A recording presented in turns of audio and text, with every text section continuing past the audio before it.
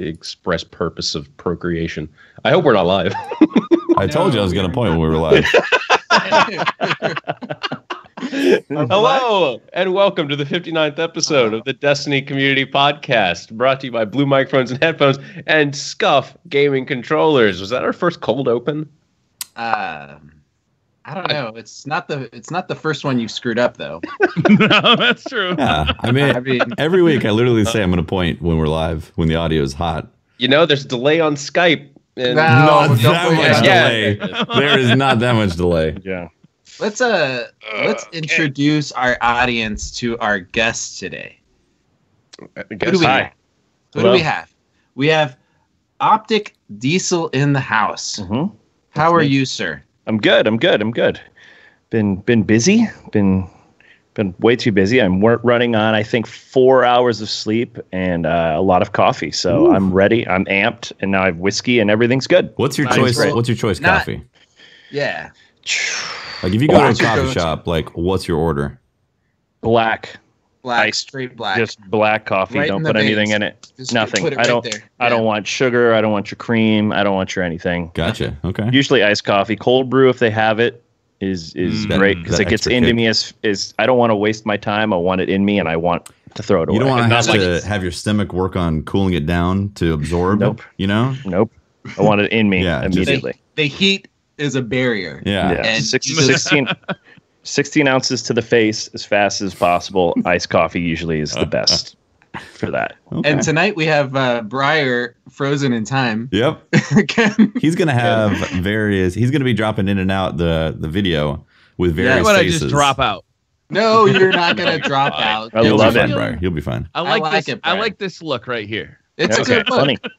It's a bunny You look. can, you can take your pants off now. He made the mistake of downloading the new version of Skype, and don't ever do that. No, Yep. don't ever do that. Yep. So you're like a busy guy these days, right, Di3sel? You're like you got a lot of things going on. What'd you do today? Yeah, we had a photo shoot for new old Men of OpTic merch that is coming out soon. Mhm. That's what I did this morning, and then had to race back here to do this. But before then, it's prepping for MLG Dallas. We have Old Men of OpTic Live, which is kind of like our take on a meet and greet. But instead of you just coming up and saying, "Hey, this is me, sign my stuff," you get to sit down, play against us in a map of your choosing. Nice. And That's cool. it's a fun thing. We stream it from Dallas, so we wanted to give a little more interaction than your typical meet and greet. Awesome. So we're prepping for that, and it's just So always something. Tell me a little bit more about this. I've seen you guys doing some more work to not market it or name brand it, but Old Man of OpTic has been around for a while, right? Yeah, since 2013. Yeah. And you can you talk to us a little bit about what that is? It's essentially, I don't know if some of you in the chat might be too young for this, but Grumpy Old Men. I don't know if you're familiar with those movies, where it's just always roasting each other. It's this brotherly bond we all have with each other. We've known one another for like 10 plus years. So we all know how to push each other's buttons the right way to always get this obnoxious reaction out of each other, piss the other one off. It's always, there's no support system, no nothing. It's very ruthless, very very not That's great. PC and what typical, like, oh, everybody be nice to each other. We typically get messages afterwards like, I can't believe you guys hate each other and play every day. Like, yeah. So who is the we part of this? It's myself, Hex, Hutch, and Jay. And so in one way or another, all of you guys have played or enjoyed Destiny, right? Not all of us. Not all of you. Hutch and I were the ones that really enabled each other, which is we're really not good for each other in certain Sure. things like that. Fortnite's another bad example of us really enabling each other.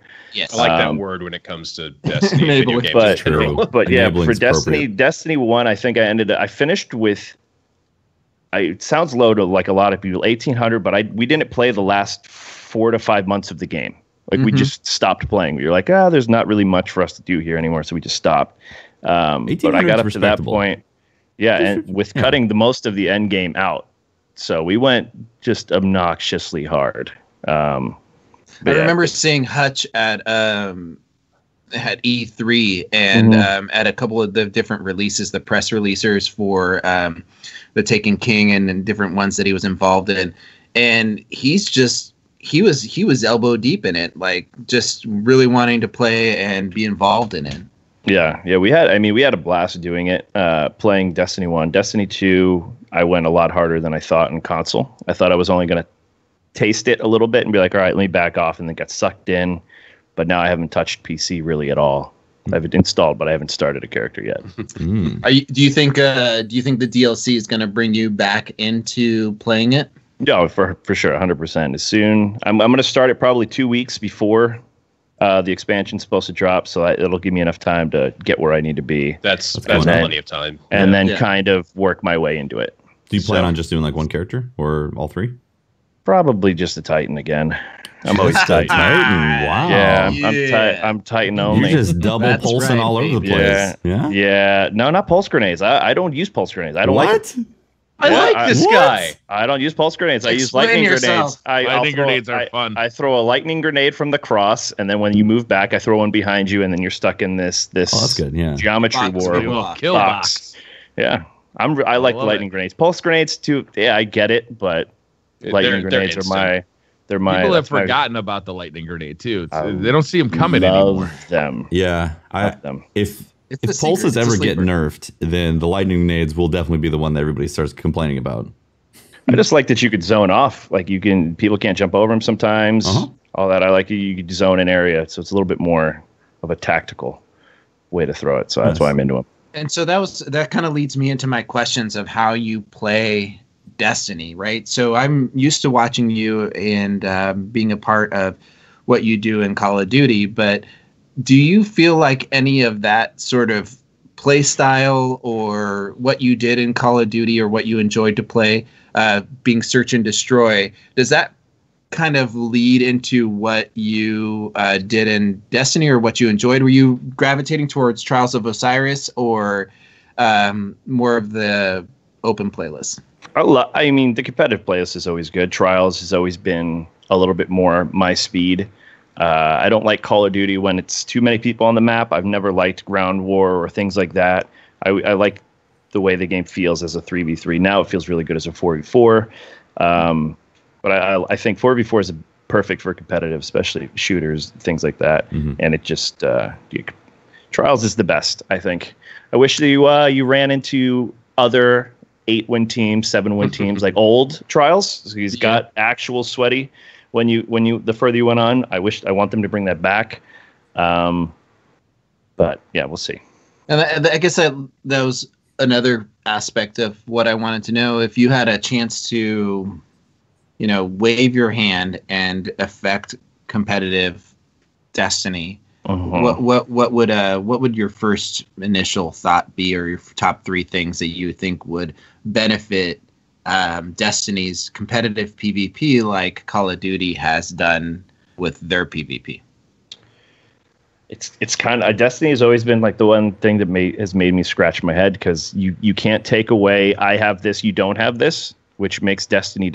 But to have a balanced multiplayer and competitive landscape, you need to limit things. So if I grind out and do everything I need to do in Destiny to get these weapons, I should be able to use them. But you restricting me from doing that kind of takes the allure away from Destiny, in my opinion. But you have to limit it at the same time. You have to pick a certain rule set, a certain dumbed down. These are the only guns you can't play with. These are what you can't play with, which might work, but I don't know. It kind of takes away Destiny for me. It reminds me of that Call of Duty experiment that they had for a little bit with, I think it was Advanced Warfare, or maybe it started before that, where they were allowing some of those, everything is in competitive, mindset. What you see on what the player is to expect is what the competitive player will play. So that to kind of bridge that gap and not make those restrictions a thing. But it feels like they went back to that style, or they're going back to that style with this land-based Call of Duty World War II rule set. Yeah, I mean, there's certain restrictions. It's a lot of stuff that you typically wouldn't use. It's a lot of like subclass things, like the divisions, and it's what they're called in Call of Duty. So you can't have these obnoxious things like espionage, where if you shoot somebody, they show up on your screen for 6 additional seconds wherever they run across the map afterwards.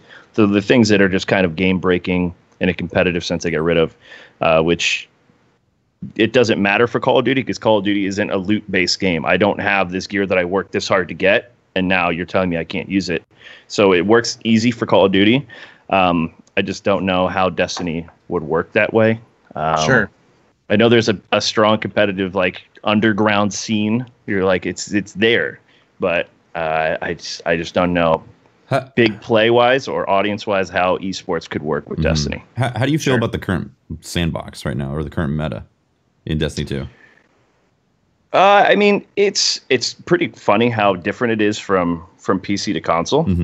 That's one thing that I think is a big problem, because you might see somebody doing really well with hand cannons and whatnot on PC, and then you go over to console and it's a completely different way of thinking. I think they both need to kind of play the same way for them to mirror something where, say, I see it's all the competitives on PC, and I, as a aspiring pro or just somebody who wants to replicate what's going on, I'm like, oh, let me get my hand cannon that my favorite player is using, and I'm getting dumpstered because hand cannons are not as dominant on console. So it needs to kind of get a little bit closer to a similar meta and not these just complete different play styles completely. So I don't know when the right time to bring that up is, but I got some information via Twitter, essentially, from Grant McKay about the sandbox. And I don't know if we want to talk about it now, or maybe we should. Yeah, bring it up. Yeah, go right into it. Okay, so you're absolutely right. It feels like the sandboxes are different, right? Console, there's things that work, and then on PC, there's things that work better or differently. And as it turns out, this is from Grant McKay, the sandbox is identical. There is no changes from, including Bloom and everything, from console to PC. And he said that the reasons why things feel different is a couple of the obvious ones, being frame rate and field of view. Obviously, those will affect visual recoil, and also just in general, frames make things better. But also the hardware on PC is better to calculate the physics simulation. So things like with the actual frames being rendered higher, it adds more layers of every time things are being calculated. So the environments just feel better because of that.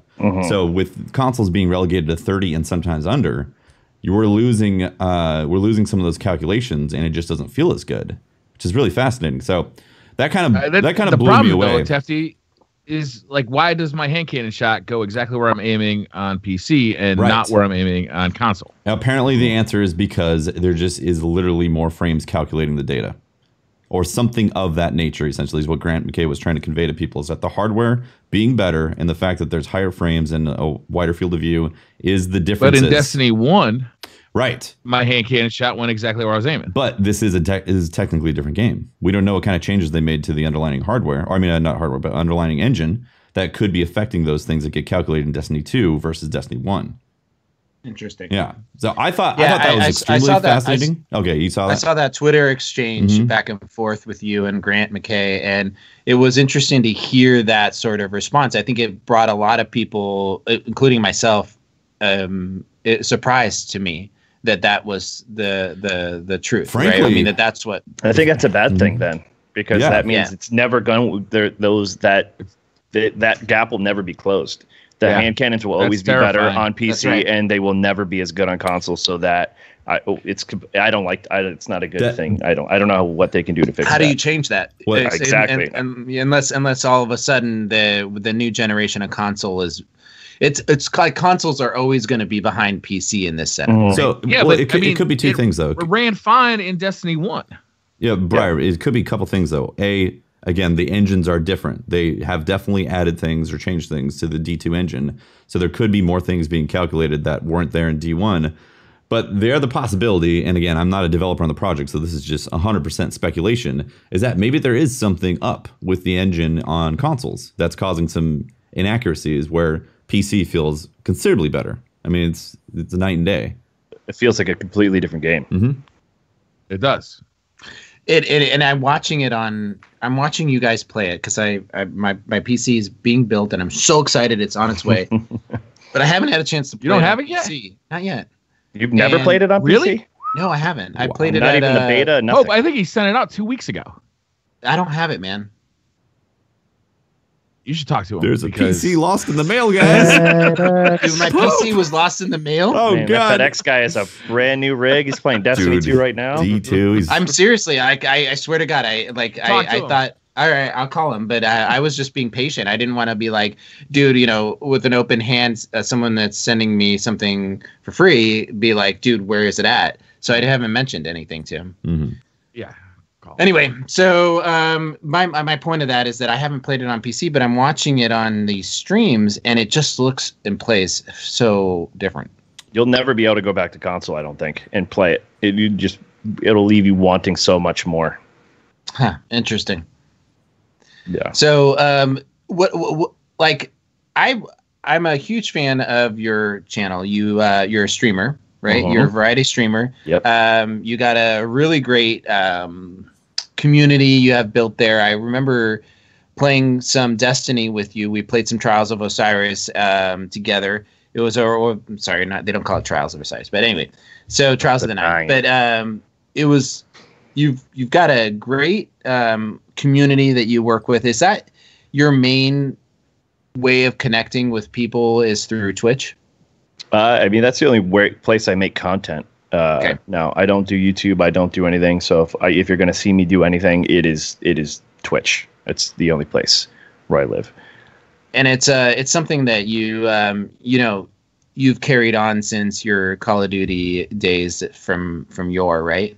Yeah, I mean, like I said, I still play. I play everything. Like you said, variety streamer. It's nice to play a Call of Duty again. I've been a Call of Duty guy, and since doing full-time streaming, I've never played public Call of Duty on my stream because I was just not a fan of jetpacking and anything like that. So unless it was old Men of OpTic, which we were playing like Modern Warfare Remastered, you just did not see me play Call of Duty, which is weird, being a Call of Duty, known as a Call of Duty guy, to not play Call of Duty on stream. So, well, are you excited with the direction of World War II?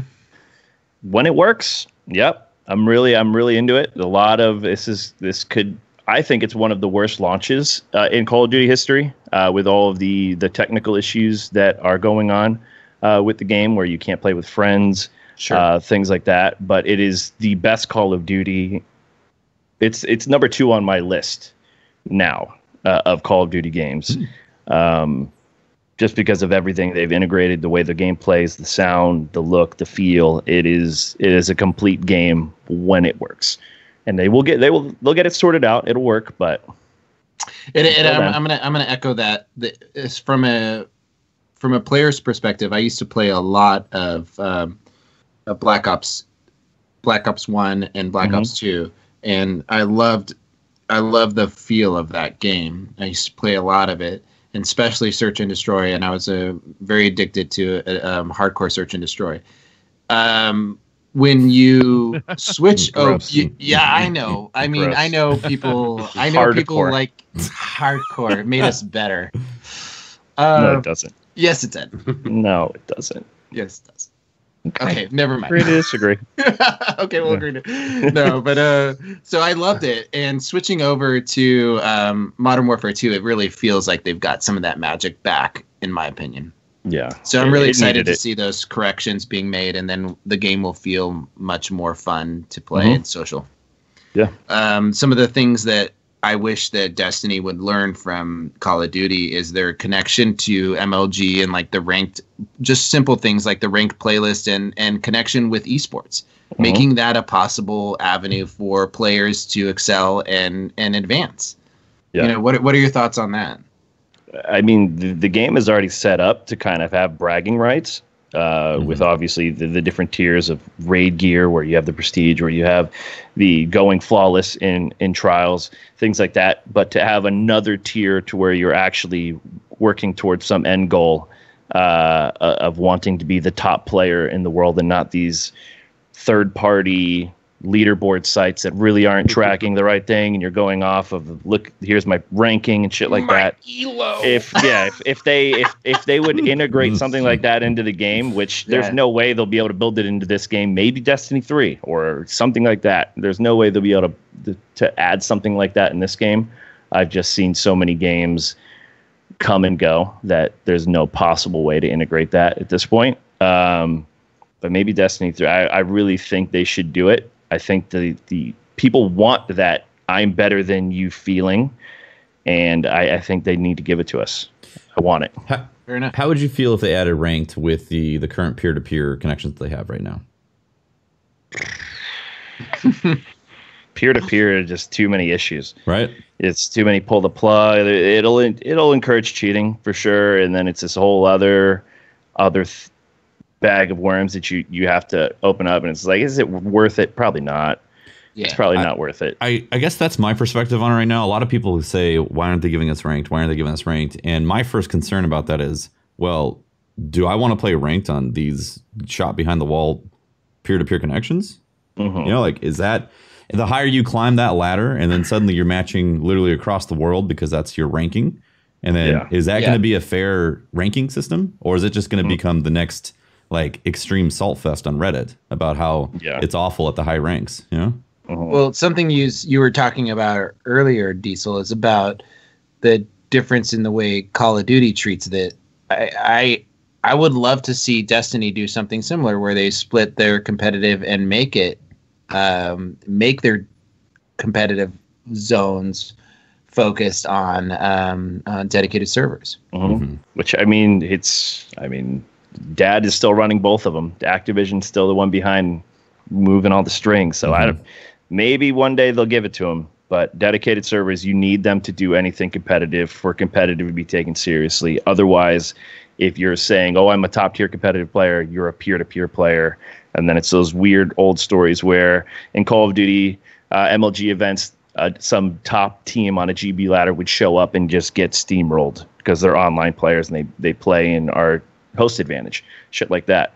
When that's erased, then you're not as good as you thought you were. So you have to have dedicated for competitive, period. Yeah.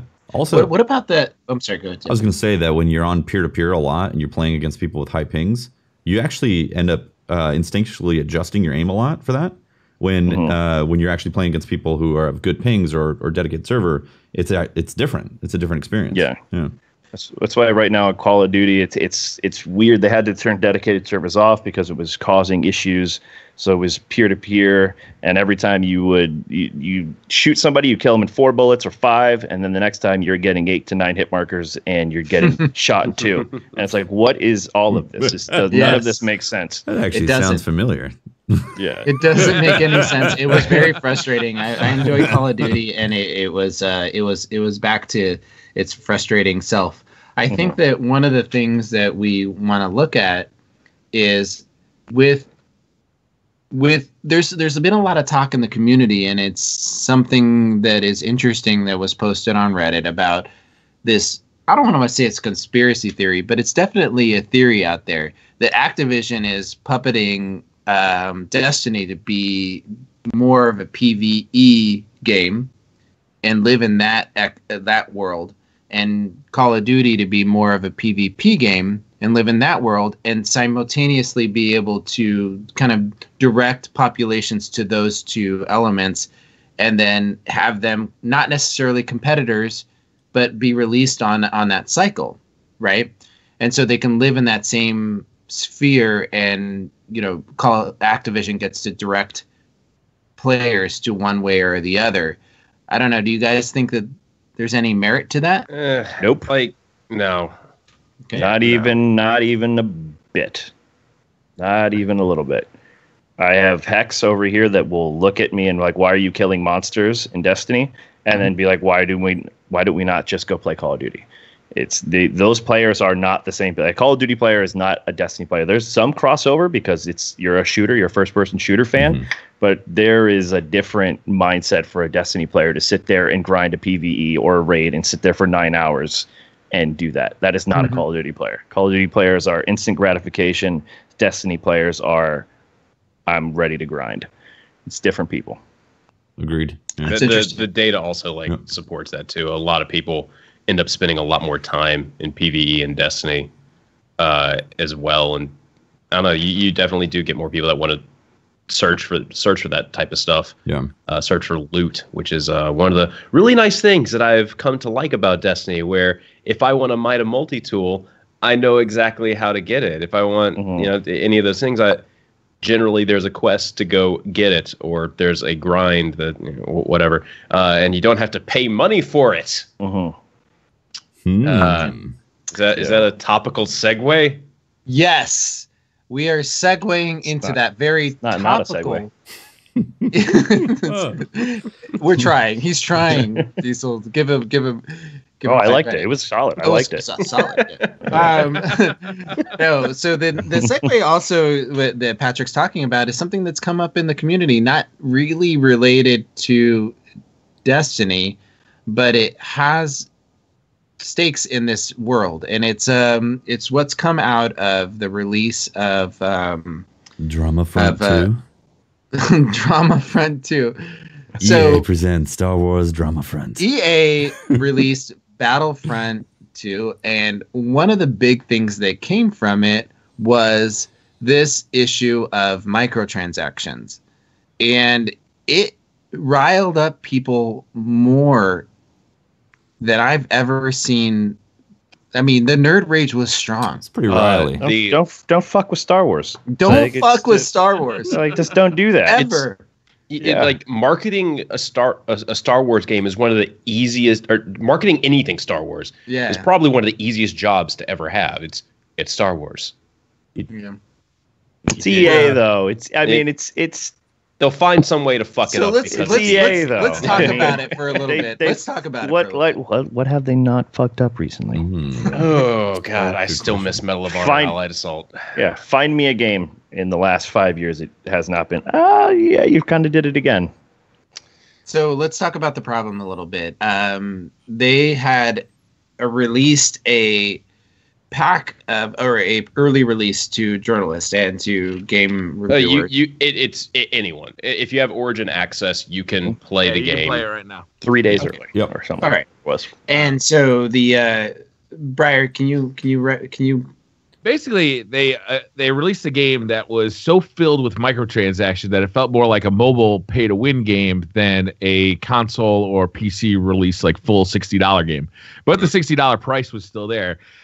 There was I think somebody estimated hundreds of hours to I don't know the actual numbers, but a ton of time to unlock. 40 hours to unlock one of those heroes. 40 hours to unlock a single hero.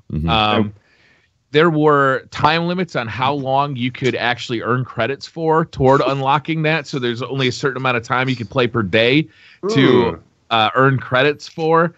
The whole system seemed very much geared toward getting you to buy loot boxes in that game to aid your progress, so that you could play with heroes like Darth Vader and Luke Skywalker. Star Wars stuff. And why did this piss people off? Because they already paid $60 to $100 for the game. Also, the unbelievable time investment that if I paid $60 for this game, I respect, or I would hope that my time will be respected in terms of playing the game. Sure, earning stuff in a game is fine. We do it with Destiny all the time. Unlocking stuff in a game, giving you something to chase for, that's fine. But 40 hours in a game, that is a very large. Most single player games, like if you say, "Oh, this is a 40-hour game," you're like, "Oh my God, no, that's 40 hours to unlock one character." But you didn't really need to spend. You didn't need to spend 40 hours to get that character, right? Oh yeah, no. If 40 hours is too much of an investment for you, and what could you do? You could basically buy your way to it with microtransactions. Well, the crux of the issue, I would do that. Yeah, I would too. The crux of the issue is that they very much designed this game to be geared toward microtransactions. They wanted people to buy microtransactions after they paid for the game. And in a year that I think microtransactions have been very poorly received and have a very bright spotlight shined on them, I think this was really it was the last straw for a lot of gamers. So they tried to go on Reddit EA tried to go on Reddit to explain themselves and try and make it better. It became the top downvoted Reddit post of all time. By a very wide margin, too, might I add. 680,000 downvotes. And I think, so, you know, like there's totally a backlash against Battlefield 2 right now, or Battlefront 2 right now. But I think what's more interesting is how this is going to impact the rest of the industry. Hold on. They're responding as well, because at first it was 60,000 credits. They responded multiple times. Yeah, first it was 60,000 credits to unlock one character, and it was either Luke or Vader. Essentially, that was the high cost that's locked right now. Both of them were the 60,000. Same cost. Yeah, exactly. So then they cut that price down to 15,000 credits, and which is definitely a lot more. It's a lot more palatable, you know. Like you can. How much does it cost to buy 15? Do you know the market? Is it like $10 or something like that? It's kind of random, because like the credits that you earn are from loot crates that are from RNG, another form of it. It's a lot of RNG. There's no like, I buy this many credits and I can immediately unlock it, like essentially like gold coins in Overwatch. You may or may not get gold coins from that, you know. Yep. So they did that, which did help, but they also reduced the amount of credits that you can actually earn in game at the same time. So a bit of a two-faced kind of slap on that, but still they were listening. And then just recently they disabled all microtransactions permanently, right? Or not permanently, I guess temporary. So right now you can't actually spend money because of all this response right now that's happening. I think actually I read somewhere that Belgium is like looking into Overwatch and the new Star Wars because of all of this. They're actually looking at it like this is gambling. You're promoting gambling to children, and I think that is the big thing that now an actual country is doing an investigation into it, which is pretty wild. There's a couple sides to that particular argument, because the whole pillar of this isn't gambling is based on the fact that you will get something from that loot box. That's it. That's also, why they say it's not gambling. Also, gambling generally has like a monetary gain that you could get from said gambling. You can't really sell. I mean, I guess you can second it. There's no official means to go resell the skin. I think it's semantics. Or whatever. That it's like a lawyer wrote the reason why microtransactions are allowed. I have a question for you guys. If microtransactions are in play, and we don't want them in games, they change the way that we enjoy games. How much do games need to cost nowadays for there not to be microtransactions in the game? Because this is a very valid point that the cost of making games has skyrocketed. Is it, or is it? Wait, let's hear it. Is it an argument that's used to validate microtransactions? I think it's a valid argument, because how long has $60 been the cost of a game? Right. How many more copies of a given game do they sell compared to 20 years ago? Yeah.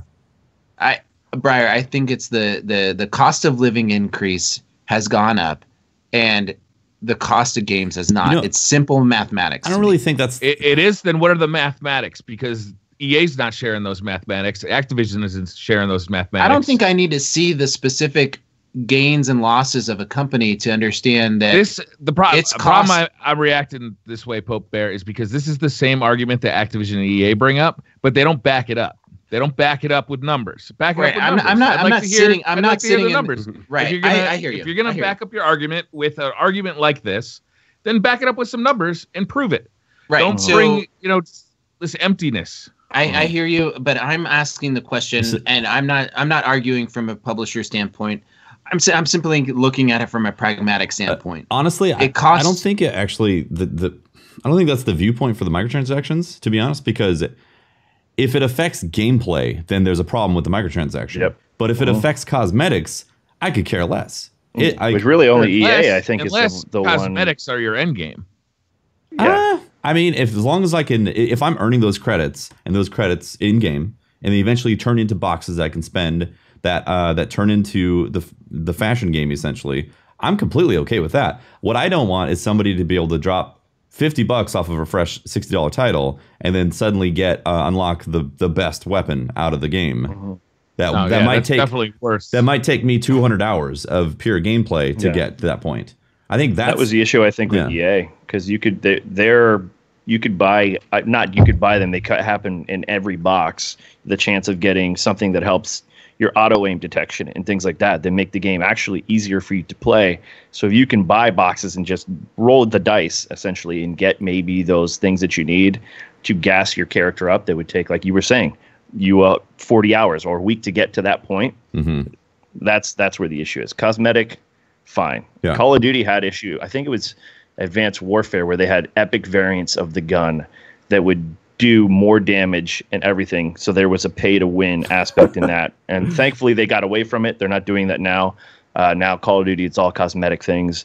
You'll get boosts in XP to prestige faster and things like that, but you don't get any actual in-game benefit of doing it. So just a quick side comment. Probably the largest franchise for microtransactions from EA, it would be FIFA. With their I'm getting this from some articles. The extra content business is $1.3 billion a year, and half of that is in just like the Ultimate Team stuff. Wow. This is for EA. I heard about that. That's for EA. I heard about something like Ubisoft just had something where their post-launch sales surpassed their digital sales for something. I believe that. Wow. Yeah. Well, all I'm saying is that if a developer wants to create a model where their game is not going to be affected by microtransactions in a way that Tefty's talking about, where you're just the microtransactions are not part of the ecosystem. What does that game need to cost, and what are we willing to pay for it? Titanfall did it last year. Titanfall 2 did it last year. Right, and they still offer. They had microtransactions. Yes, they did have them, but you bought specifically what you wanted, and the DLC was free. And I mean, It was all, there was no loot boxes, and I don't know. It was all up and honest. It was all cosmetics. It'd be interesting to see what the income generated from something like that, if it's sustainable. I know that Titanfall was one of the first to really kind of change up the model and try something different. It'd be interesting to see those numbers as well. But do you not see that also as a marketing ploy to get a series that, while Titanfall 2 was really good, to get people back and be like, well, let me jump on this boat because they're doing it this way. So those who are up in arms about all these things, let's get these guys on our team. That's a marketing tactic I can get on board with. Yeah. It wasn't a bad one. It's not a bad thing, but I think microtransactions are here to stay. They're never going anywhere. Yeah. But game developers need to understand you can't fuck with our games to a point where you're doing it with Star Wars, where there is a pay. Yeah. Faster turn radius if I buy a microtransaction. Yeah, you can't have that. Like, I think the companies tried it. They were like, well, let's see what we can get away with. Now they know, and don't fuck with our games. So you guys think that there's going to be ramifications across the industry from what we saw? I honestly think there needs to be some sort of ramifications done for loot boxes in general, because the argument can very easily be made that games are targeted at children, and loot boxes in general are a very easy method to get people into gambling. It's in the mobile games industry already. But like basically the mobile game industry is built upon these microtransactions. And, video games like this have been slowly increasing in microtransactions since like 2008 or so. And now it's kind of hit this big point. I remember some host of a podcast that, 3 years ago, really concerned about microtransactions entering into their game.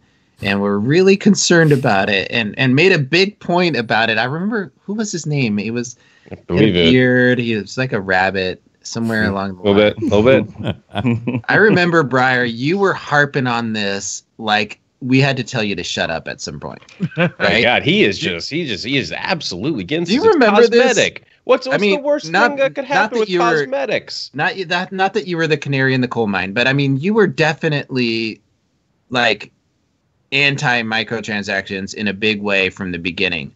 Is this more concerning to you, or just you felt like this is just par for the course at this point? This is where I don't want to see Destiny go, right? As a fan of Destiny, this is the rabbit hole I don't want to see Destiny fall into, because that's, and every time they take a little step closer to something like this, and I think that the Eververse Trading Company has continued to take steps closer, it concerns me more and more. Eventually I stopped bitching about it because, like you said, it was just like, shut up. They came for my mobile game, and I said nothing. They came for my console game, and I said nothing. I don't bitch about the vault anymore, but I think I should have kept bitching about the vault because we're in worse shape now than we ever were. If we don't get a vault increase for Curse of Osiris, what the hell? It's gonna be ugly, man. Yeah. So we're all excited for Curse of Osiris. There was a thwob out, right? Oh my God. A fantastic thwob. Looks like we have a new community manager stepping up to the plate, right? For a little bit. For a little bit. Well, because Cosmo is currently on maternity leave because him. Yeah, congratulations to Cosmo. Yeah. Hell yeah. It's awesome. He and I are in a little competition to see how many babies we can pop out. So, I don't think that competition's really.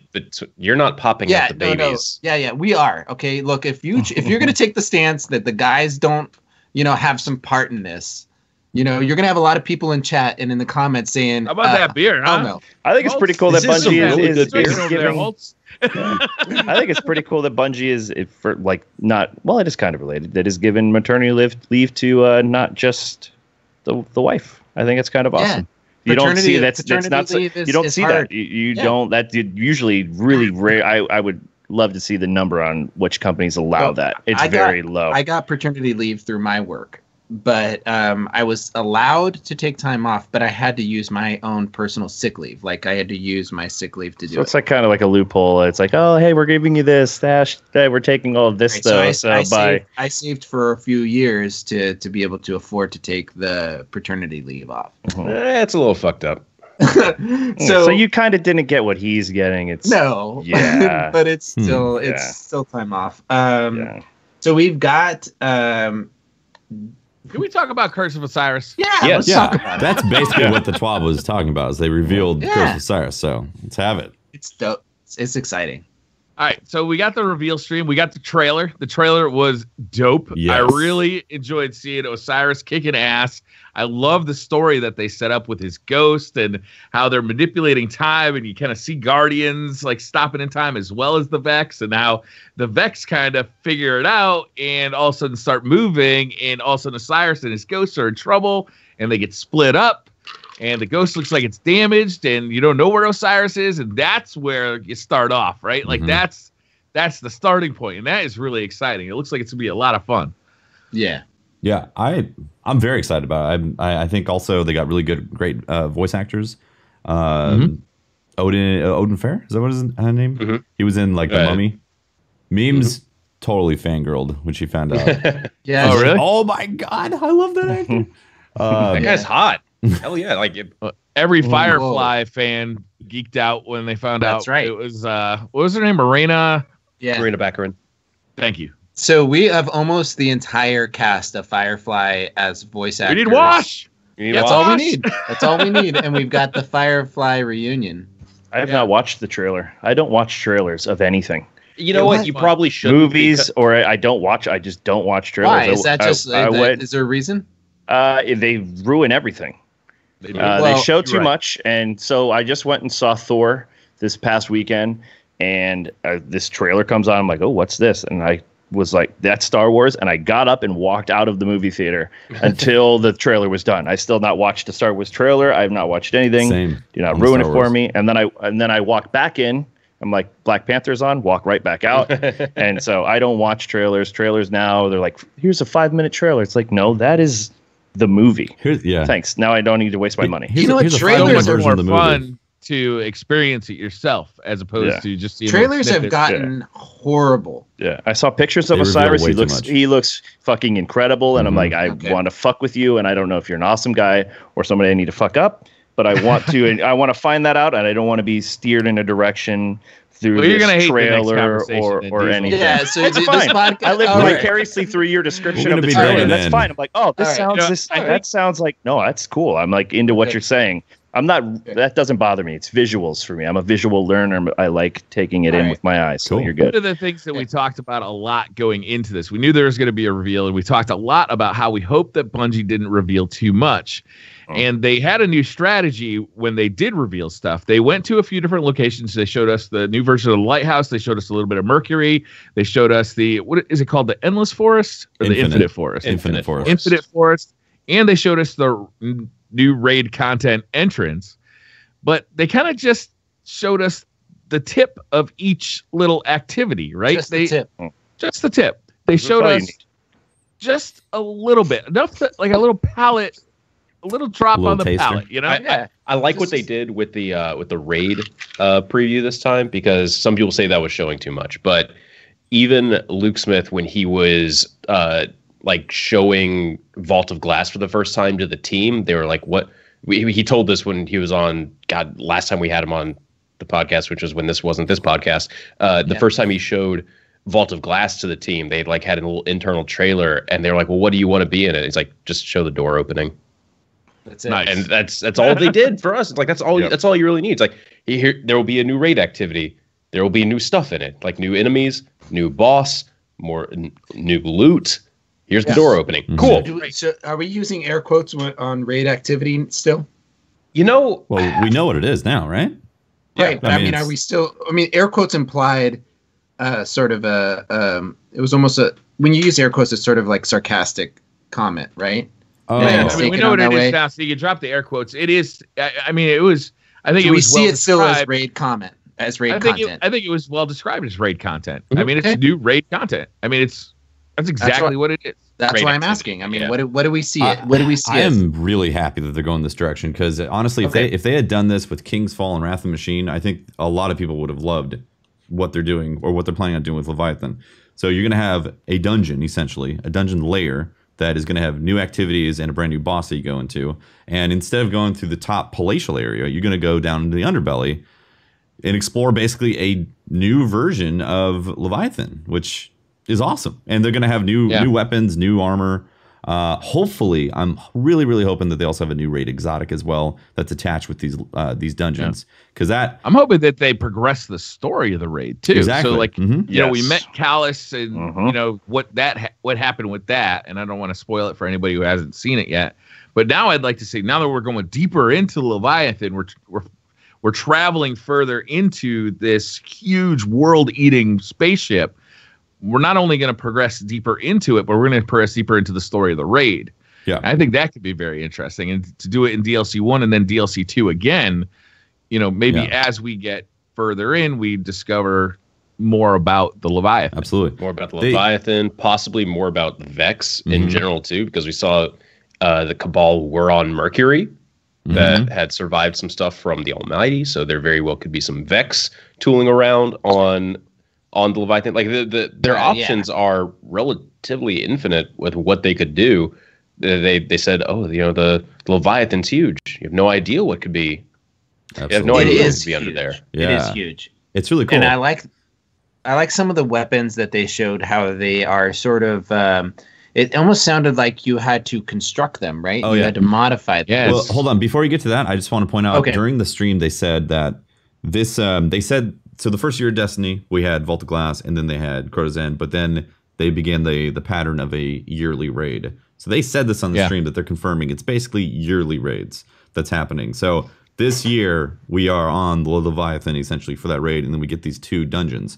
So I'm expecting, come September of next year, there's a new raid, and then we're going to get dungeons added to these raids over the course of that year. So I think that's the tone that they want us to take in with the future of Destiny content releases. Cool by me. Like, I like this idea. You know, it gives you plenty of time to do the raid over the next year. Plus, you get extra raid content for the hardcore raiders. They're going to do prestige mode for the new raid content. You know, and you get the DLC, which also has the Infinite Forest in it, whatever that really ends up being. I feel like I still just barely know anything about that. We're going to know next week with that stream. Probably. What do you guys think of the people saying that?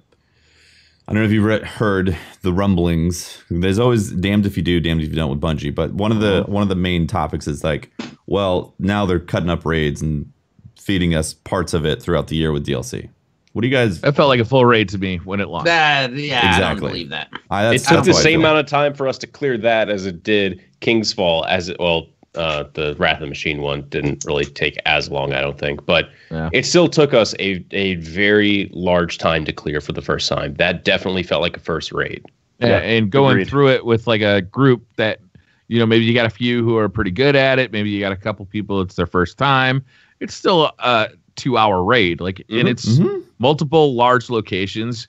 What's cool about the Leviathan too is that you can go back to the Castellum or whatever the hell that's called in the middle, or you can go into the underbelly and kind of explore in there. It becomes a kind of it becomes a kind of a destination for your raid team, right? It's totally. It's almost like it's like a social space without other guardians, but it's a 6-man social space. We got a 6-man patrol, guys. Yes! We finally got it. Yeah, and like the Vault of Glass, you can go explore in there. There's. You can spend some time just poking around and finding stuff, and turn in your keys and do stuff. They did definitely say though that these dungeons are shorter than the Leviathan raid. So what I take away from that is either 1 or 2 puzzles plus the end boss is what the dungeon's going to be. I'm not expecting 3 because the Leviathan is 3 puzzles and the raid boss, But they might do something different in the underbelly. There might be some, I could see 3, like 3 encounters total. Like, I really like the idea of having a variety of these types of engagements. If you look at a game like Breath of the Wild, I felt like you had these different types of engagements that you could choose to interact with, and you kind of knew how much time you were getting yourself into. Right? And I feel like if the way that they look at this expansion or the way that this content is coming out, I'm okay with something that isn't going to be a time commitment of an hour to 3 hours. Yeah. And it's something that's elevated from a strike, but isn't quite a raid. I just want them, like Brian was saying, just progress the story. That's why I loved this raid, is you walk through and you're like, oh, this is not over. We are there is something more. And as long as they progress it, I think that'll make everyone happy. They really just need to do it the right way. And I have confidence that they're going to crush it. We were talking about that, or at least I was, mini podcasts ago about what we thought we should expect from the raid, and like how World of Warcraft did it kind of perfectly, where the end boss wasn't the boss of the first raid or the story. Like it would take the entire expansion. It would be the final boss of the final raid.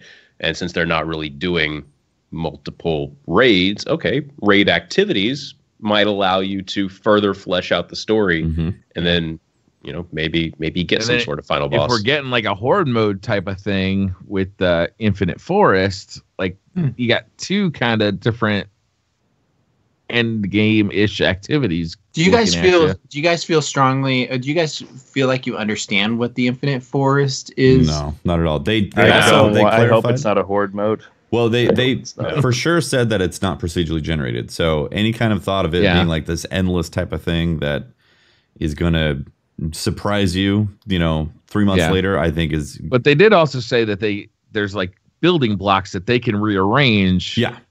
At will. So I can imagine a situation where you go in there week 1 and on week 2 it looks a little different. Right. We've had Poe though before, and I don't want another Poe. They didn't describe Poe like that though. They didn't describe prison elders like that though. The impression I got from the way they were describing it was that it was like geometry could be moved around. Like there could be it could actually play different from week to week, as opposed to Poe, where, there were some small differences, but for the most part, you knew exactly where people were going to spawn. You're killing. You were grenading doors. Yeah, like you've had that pretty well memorized within a few weeks. I'm hoping that there's a little bit more randomization, even if it's directly manipulated by the developer. Well, they said that they've crafted it, essentially, the variations. It's not a procedurally generated thing. It's definitely developer crafted changes. So that makes me nervous because how many changes are really in there? You know? Right. Yeah. Yeah. I'm excited to see it though, regardless. I think it's the idea of Mercury being the tip looked good. Yeah, the tip looked great, and also the concept, because we can get into the end game and be like, oh, this is going to change the end game, blah blah blah, and so on and so forth. But the actual concepts that they're presenting in terms of the story, I think, is badass. Mercury was built and hollowed out to be this device for the Vex to solve a problem that they're looking for in the universe, and that is just so cool. Like they're actively hunting a solution. The traveler to wake up. Yeah, like this is the moment they've been waiting for, and now their plans coming to fruition. Yeah, like that. This is exciting, and it's so cool. Like on like just a story / lore perspective, I can't wait to find out. Like you can get to visit past, present, and future. You know, like they talked about how the future, the sun has died out, and it's just Vex that's on the Mercury on the planet. And you get to go and visit. I want that to be my desktop wallpaper, by the way. I just don't want them to like Walking Dead us, where there's like one cool, awesome episode a season, and then it's just this massive cliffhanger of bullshit for a while. It's like, come on, this is what we're doing again. It's like, this is the 7th season Walking Dead. Can we do something different? No, just watch the last episode, or watch the mid-episode and last episode of every single season, because then you get to see the last time on Walking Dead, shows everything from the season, and then you don't no need to invest that much time. Yeah. Just give us some answers. Don't just honey dick us along and that's it. We don't need Lost 2.0. No, please don't. Yeah. And I do like a little bit of mystery in my Destiny. Oh, for sure. Give us a little, but don't leave me with more questions than I had coming into this. Should narrow down my what if scenarios to like maybe from 7 to 3. Like, now it's got to go one of these 3 directions now. Maybe the next one it's one more. It needs to be a constant of what if scenarios. You can answer some, but give us a little more. Yeah. So they're bringing back the lighthouse. Obviously, that's going to be the new social hub. We're going to go talk to Brother Vance again. He's super excited about Osiris coming back. He's got a lot of books. He moved in with a lot of books, and a lot of people are hanging out. He's never met Osiris before, so this is like meeting his all-time geeking out rock star experience. You know, it's going to happen. Cyrus is coming. He's nerding out. We're helping Osiris come back. All that's very cool, and we're going to forge weapons with an asterisk. With an asterisk. Yeah, can the asterisk be larger than the text, please? On that, like, forged weapons and. I want like a billboard flashing going, this probably won't be as cool as you think it is. I'm thinking like just going to be adventures. Yeah, I'm thinking it's going to be something like a Call of Duty Zombies map where you have a building, build a pack-a-punch. Right. Well, you have like a set of tasks or parts that you have to gather, and then you go to the workbench and you build a specific item. I don't see it. I don't see the Might of Multi-Tool quest where you just go along a quest and get the shit at the end. Remember how we forged a Gallahorn? Oh yeah, that. That quest was amazing. Okay. It was a bad. The quest was amazing, but it was linear. The process of creating that. Okay, but I could just pre-order it at GameStop and get the black version. So there you go. You still had to unlock it though. You had to dismantle it to put it into it. Yeah. My light was a dragon. I don't even know what that means, but it sounded amazing. Okay. It looks like there's a lot of things to collect on that, which is cool. Do you think the new Vex like weapons with all the it looks like Siva but Vex in the weapon is going to come from that forge table? Probably. Yeah. I could see that happening. Yeah. It would be the equivalent of the raid weapons, where it looked fairly normal in Rise of Iron, but then once you fully upgraded them, then they had Siva growing on them. So it could be a normal derelict looking hand cannon, but then all of a sudden it changes and lights up once you fully activate it. All I'm saying is that I better be able to forge Fatebringer or I'm rioting. Get your pitchforks. I'm pretty sure they're on sale this season. It's not summer harvest anymore. Devils better become Fatebringer, 2.0. I'll go ahead and say better Devils is better than Fatebringer. You are not year one Fatebringer. Heresy. Not year one Fatebringer. You don't believe that. I'm a pint in, okay? All right. My filter doesn't exist. Yeah, which fate bringer, by the way? Which fate bringer? Yeah. Year 1, year 2, year 1 or year year 3? 2? Year 2. We'll go with the year 3 fate bringer. Okay. Yeah. Well, that's easy. That's easy. That's I mean, I think that plastic hawk moon sitting behind you is better than the year 3 fate bringer. It actually is, probably. Well, you guys, tonight's my wife's birthday, and I wanted to jump on and say hi. I've been really excited to get Optic Di3sel on the show, and I didn't want to leave the interview up to one of you guys. So I'd fuck it up. We're our amateurs. Pope is a professional.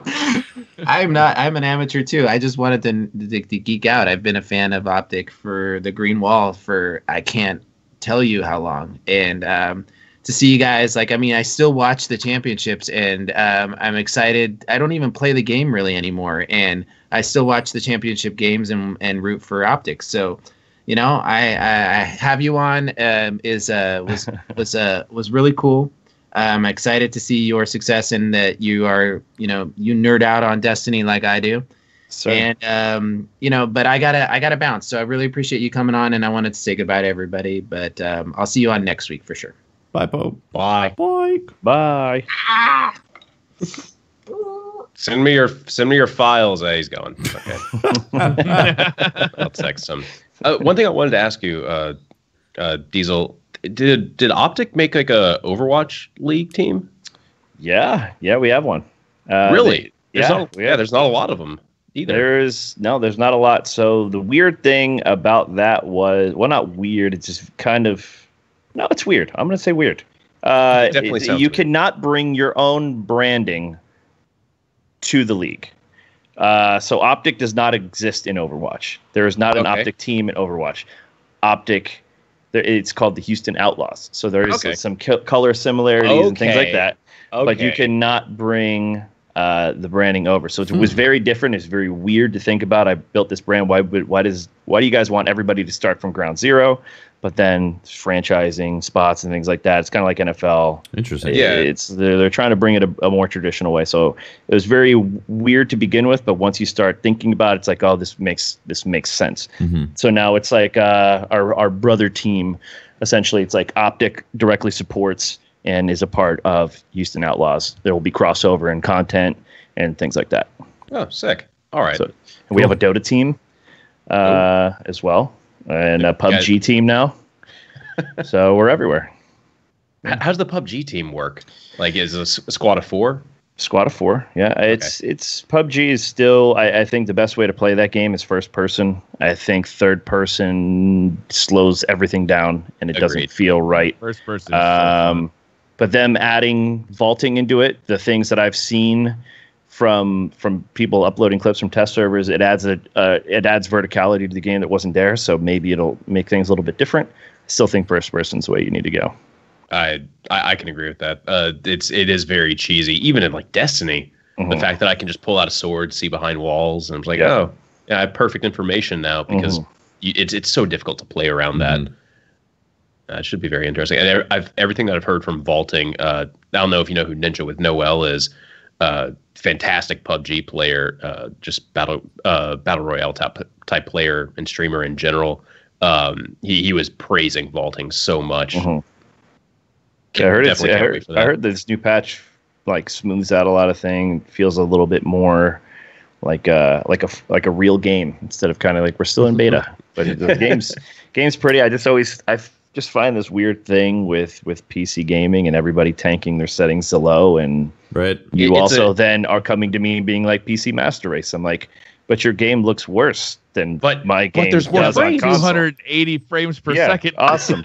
Yeah, but your game looks like a potato. Like what? Wasn't the main reason so people couldn't hide in the grass? Because like if you had high settings, you turn down the foliage, shadows as well. You can see all that. They should just have an option to have no foliage, but keep everything up. Yeah. Yeah, it's weird. Yeah, it's weird. What do you I guys, want my graphics, but my games need to look pretty. Same. Period. That's how I feel. What do you guys think about PUBG being considered for Game of the Year when it's still in early access?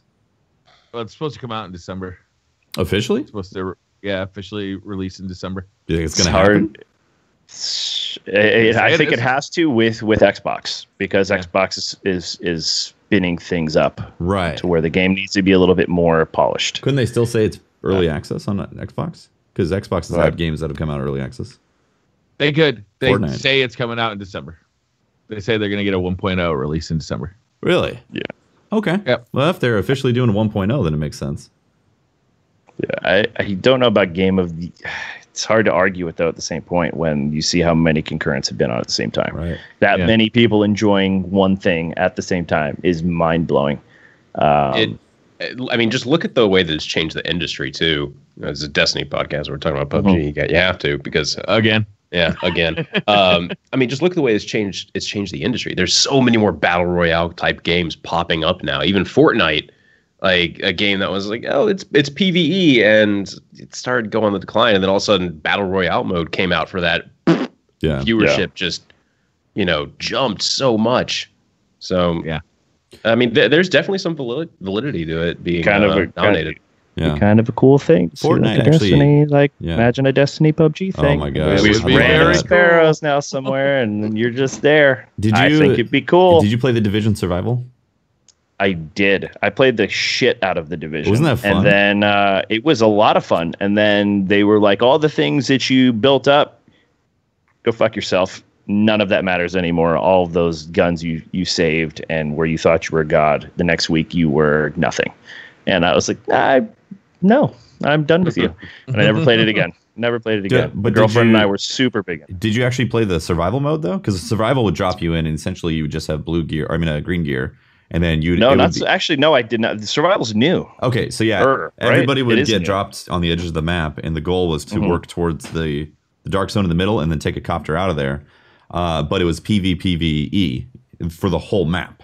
Essentially. So on the outside... No, I did not play that, actually. Sorry, I misheard you. It was pretty fun. Yeah, it was very fun. It got me back into it, and it just played fantastic. And Destiny absolutely would be a blast if everybody had like power level 10 gear on the outskirts of like a big public area and work towards, and there was also enemies that could kill you and knock you out of the round and all that. I mean, environment enemies.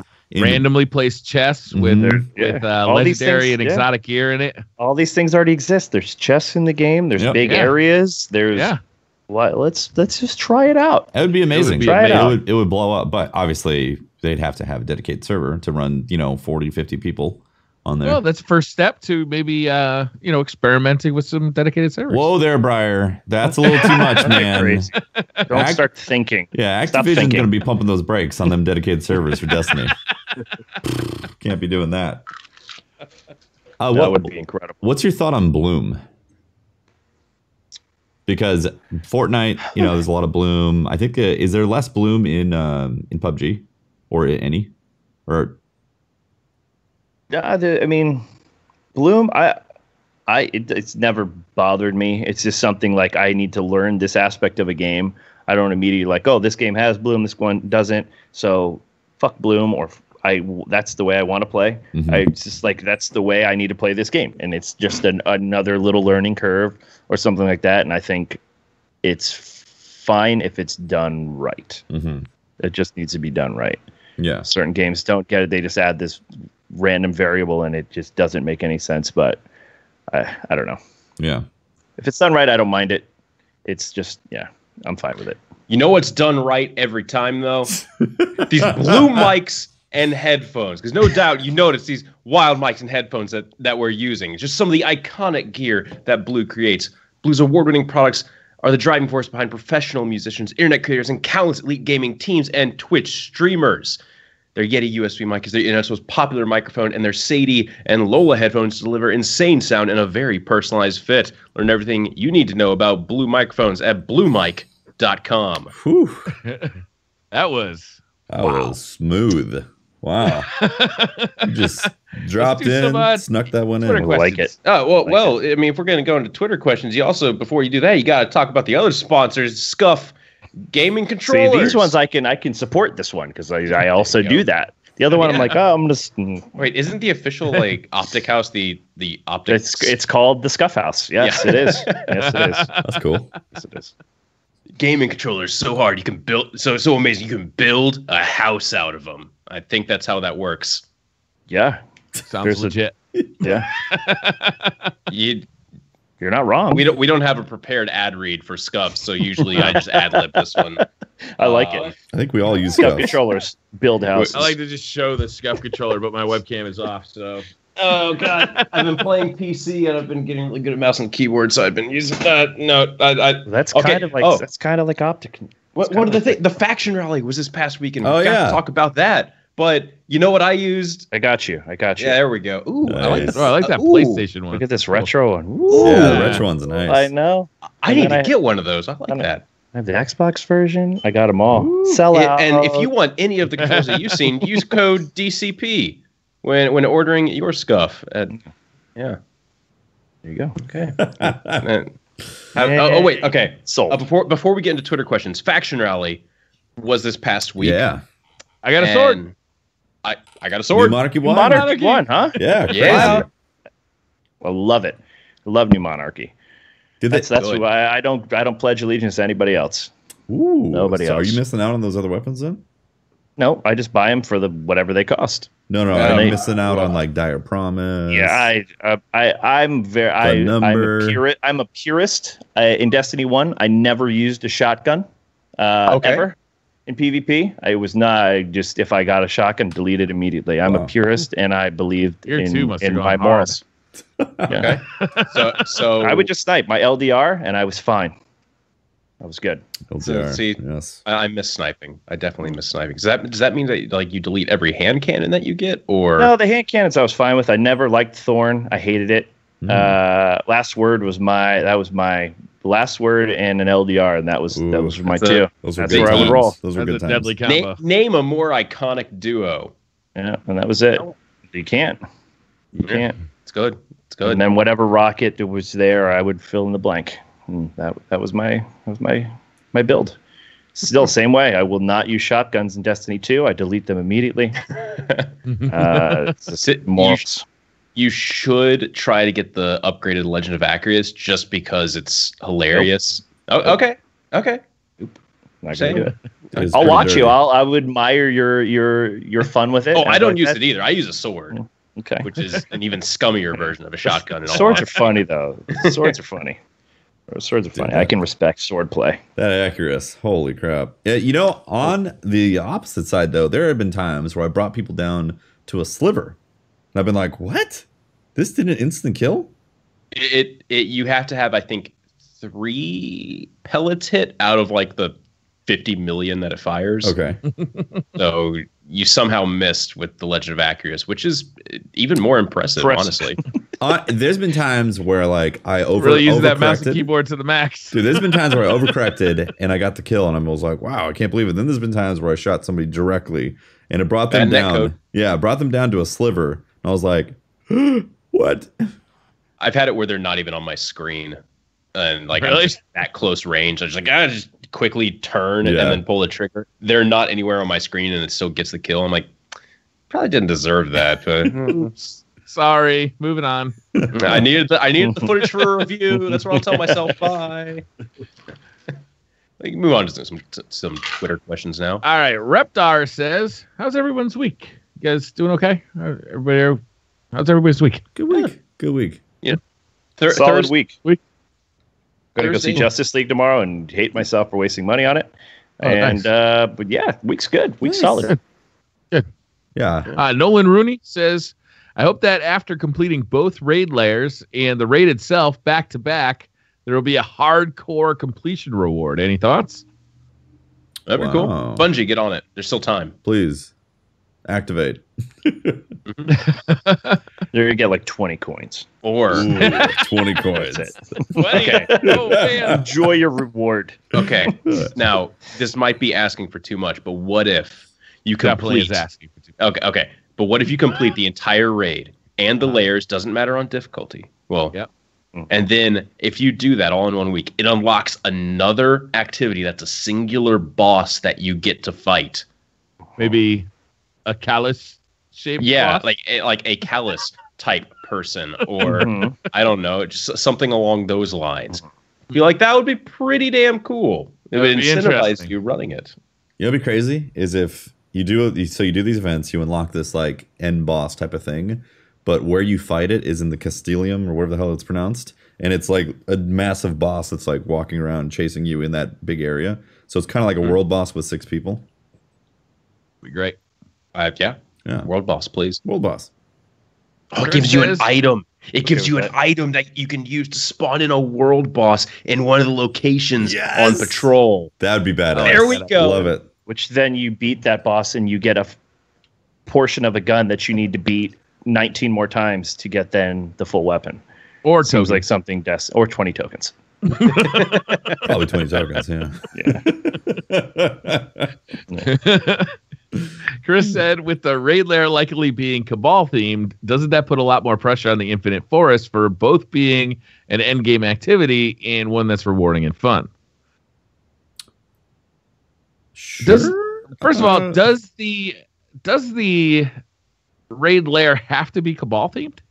I don't think it has to, in all honesty. The Vex are eternal. They can teleport anywhere through time and space. Also, the Cabal might be, they might be going around collecting things, putting them in cages and stuff, making a prison of right. sorts. What about some weird crossbreed Vex Cabal things? Crossbreed Vex, so like there could be half Vex, half Cabal. Come on, you're telling me one Cabal guard wasn't like, "Hey, I think I can," and didn't try it. Have you seen the juice box on that Vex?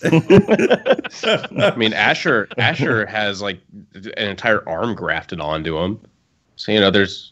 Quebecs. Yeah. See? Yo, there's the a name there. Quebecs. The Quebecs. I'm ready. Bring them on. Quebecs. I want to fight Quebecs in the next raid. I mean, it's Quebecs. a world eater. There is all kinds of possibilities that could be down in there. It's Callus's test machine to go hunt bounty hunters, Yeah. It could be all sorts of stuff. Chris says, with the raid, I just read that one. Gator says, now that Bungie has a template in place with raids and token systems, do you think this is a sustainable, and what might you do different? Not use a token system in this way? Yeah, tokens. I feel like tokens should be like an extra bonus, not your primary source of reward. Just straight up, the token system's not working for endgame. Nobody likes it. It's great as a band-aid to make sure you get loot in case you got just purely shafted by RNG. But as the main source of loot, it has failed horribly, unfortunately. Yeah. I mean, last week, I asked all of you guys, where did you get this exotic? Or like what the story behind your favorite exotic was, and every single person was, I don't know. I think I got it. I think I got it. That's been true since they started with the old blue face, the 3 of coins. Yeah. Yep. I mean, that's been true since the Taken King, in my opinion. Yeah, and it doesn't seem like they want to correct it, unfortunately, which makes me sad. I really hope that this is kind of the final straw, and they go, okay, maybe we need to step away from these type of rewards. Oh, God, sorry, that was loud. Being delivered in the tower like this, or just NPCs essentially giving us engrams like that. We want our loot out in the wild. Like, we want to do an amazing thing and be like, yeah, I just got this sick gun. So I've been okay. I'll actually talk about it now because I put enough thought behind it.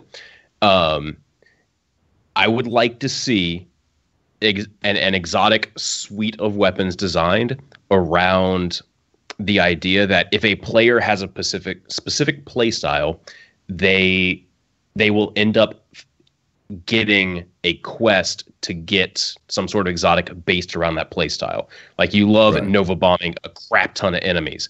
If you kill X number of enemies in this short of a time span, that would be the trigger for getting some sort of exotic quest that would then this idea. And I like all of it. Yeah. Continue. So instead of having the current exotic reward system that we have, which is completely just slot machine RNG, each exotic, it doesn't even have to be a hugely in-depth quest either. It just has to be the trigger for getting the quest has to be hidden, and then the community can find that out on its own. Love it. They're already very good at it. Mm-hmm. So Sunshot, instead of getting Sunshot from the quest, I'm just giving us ideas. You killed a bunch of enemies with explosions that got the Sunshot thing, and then that would give you the first weapon with the explosive rounds, and you had to kill enemies with the explosion off the explosion round. And that would cause it to rank up, similar to how we ranked up Necrochasm which I think was one of the more interesting exotic quests because we got to watch it build up. Yep. And I mean, I feel like that would be a much more interesting way than just got an engram. Yep. Way better. Went to the guy. Yep. Anything at this point, I think is more interesting than get an engram. But I like where you're headed with that. I'd almost like to see it go more in depth. Like once you got your 1,000th sniper rifle kill in the Crucible, all of a sudden an exotic sniper rifle quest opens up to you. Or, once you did, like 200 billion points of DPS to bosses in strikes, a high DPS weapon like a scout rifle comes up, as a quest, really tailors toward a particular person's playstyle. I've been thinking about it. Honestly, I would actually prefer at this point all exotics to have quest lines. Oh yeah. Like every single one. Like I know that it's interesting having the chance of an exotic drop, but I'd prefer that to be legendaries, have RNG and all that, and then the exotics be actual quest lines that have stories behind them. And just like Holtz is talking about, like they need to be hidden on how you unlock it to get that quest. I don't want to see a blue flag on the map that says, "Oh, I got a mission I got to do. Oh, it turned into the Mida. Oh, wow, this is how you go get Mida." Like I'm okay with the base vanilla game having this stuff, so everybody has a platform to jump in and then acquire some basic tools to play. But beyond that, like I want every exotic to be it's a mystery. We want some lore. We want some. Yeah. They mentioned during the live stream that lost sectors would be hidden on the map until you completed the story. Like take that to the next step. Keep them hidden on the map until you complete them. It's like Xur would show up randomly and no, he's not. There's a icon to where I can travel to. Exactly, right? Like, what the fuck is this? No, I'm with you. I think if they were to give us like 3 exotics, maybe 3 weapons, 3 armor pieces that you can get that kind of scratches that itch. It's like, how do I get more of this? And then those are where the story-based ones come in. But you kind of got to, get somebody a little bit interested in it first. Like, there's these kind of endgame guns. Yeah. Now let me hunt. Exactly. So, but I'm into what you're saying because they all have this lore, but then you have to be cool to live through the lore of finding it than having to just read it. Yeah. Yeah. Duncan says, do you think Infinite Forest will be something like Court of Oryx or Archon's Forge since it's not in-game content? Honestly, I have no idea what to expect from it now. My suspicion is that it's going to be Horde mode take 4, right? It's an evolution of, we saw the Prison Elders, then, the Court of Oryx, and then the Archon's Forge, and this is kind of like their fourth attempt at that kind of a thing.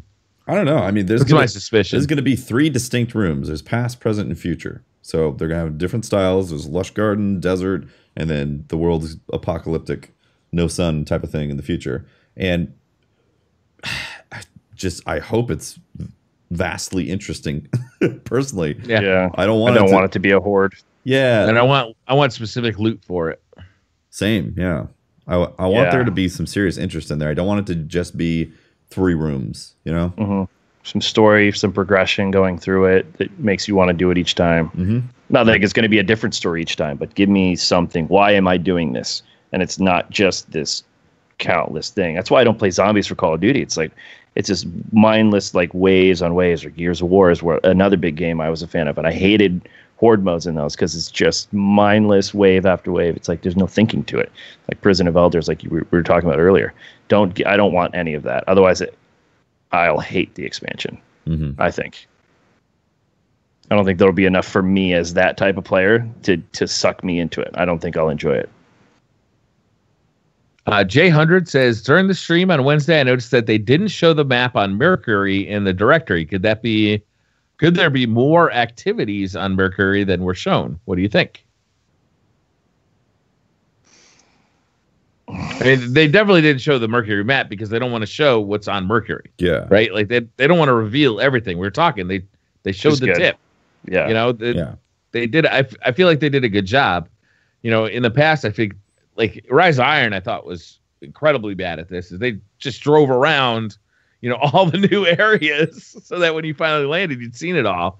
With this, I feel like they just showed you a little bit, and it'll be fun to go and explore it yourself. And hopefully they don't reveal too much more in the upcoming live streams. I mean, they are. They're going to show us the whole public event. Next one, remember? They said they've made the biggest. I will not be tuning in. They said they made the biggest public event to date, and they're going to be showing it next stream. And plus, some of the activities that we're actually going to be digging into. Are you going to watch? Do you want to see that if they're going to just show it off? I'm thinking about not watching it, to be honest. If I wasn't on this podcast, I would not watch. Yeah. If it wasn't because of the job, like we have to watch the reveals because we have to make videos on it. Yeah. We don't have to, but it's kind of you should. Yeah, it makes sense. Just for how much like you guys are already going to play to already see what's about to happen. That would like right. Yeah. I want that kind of like mystery when I go into it. I want to know that there is this bit. I want to know this is the biggest one to date. I want to know all these little like sizzle points, but I want to go in and be like, holy shit, this is about to happen. Yeah. And not know what's about to happen. Yeah. Yeah, totally. So it makes me excited. Sucks for you guys. I'm going to enjoy the shit out of it, and you guys are going to know what's going to happen. You're like, oh, I saw this. Oh boy. I mean, hey, I've already seen this trailer, which I assume is probably in the game as the opening cutscene seems to be the going trend for them right now. But it's going to be really cool for you to watch that first time. Yeah. Yeah, absolutely. Ian says, were Bungie its own publisher, do you think Destiny would be different? Probably. I think Destiny 1 might have just come out this year. Yeah, true. Sometimes you need that deadline. You need that person telling you it's due then. Because I don't know. It would definitely be different, but to an extent, I think not necessarily for the worse either. Yeah. Bumblebee Cannon says, I like what we saw during the stream, but I'm kind of disappointed that the lighthouse was shrunken down to only that one room. The lighthouse in Destiny 1 was one of the most intriguing places to explore, and I was hoping it'd be more expansive. What are your guys' thoughts on it? I actually was super excited when he walked out of the lighthouse and you get to explore Mercury. Yeah. Yeah. I went to the lighthouse a lot. Like going flawless in Destiny 1 was like a 3 times a week, pretty easily. I've seen that area. Let me see new stuff. Don't stick me in that one spot. What else is there to explore? I didn't walk around the lighthouse. I'm like, I wish I could go further that way. Yeah. I did the first time I went. Yeah, but then that's it. Then I've seen it all. Cool. Like, all right, now what else is new? I don't want there's a dead body down here. Cool. All right, let's go get the loot and get out. It's always weird because it's just like so many people talk about like I don't want recycled content, yet everybody wants the lighthouse in better graphics. The amount of people I have saying, "Hey, what do you want? Pick one." Yeah, I want Vault of Glass. I want Vault of Glass, and I'm like, no. I just played the nostalgia card with Vault of Glass 6 months ago. It's also the 50-50. 50% would be like, oh my god, Vault of Glass, and the other 50% would be like, I can't believe Bungie's recycling content again. This is awful. Recycling the recycled content.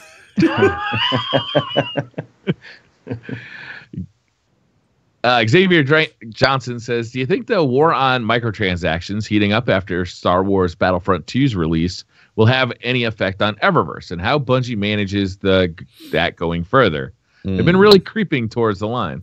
So whether or not it's going to affect Eververse, that's obviously an internal question that we can't ever truly give it. I mean, it's probably going to affect it maybe a little bit, but I'd say as an industry, 100% all the publishers are looking at this and all the game studios are looking at this and being like, okay, this happened. How can we avoid whatever it is that happened with EA right now? Because but still do microtransactions. For sure, because they're not going away. They're not going to be like, okay, we're swearing off microtransactions, guys. I had a bad trip. Whoa, God, I don't want to end up like that guy over there. Woo, it's here to stay. But they for sure are going to be studying what happened and thinking, how can we not end up there, but end up where people are basically happy with the fact that we still have microtransactions in there.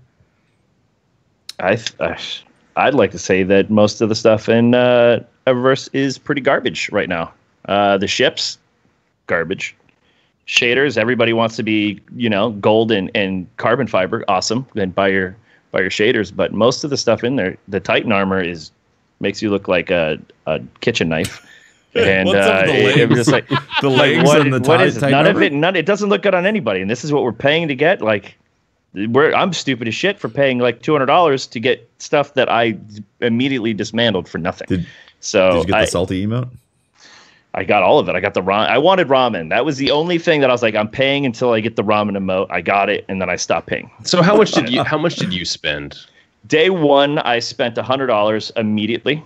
As soon as it went live, I spent $100. I have not yet played PC. I'm waiting, like I said earlier, and then that'll probably be another $50 right out of the gate, just to make sure I look good. I would start playing when the Clarion Call is active because of the increased XP gains. You should be easier to earn bright engrams then.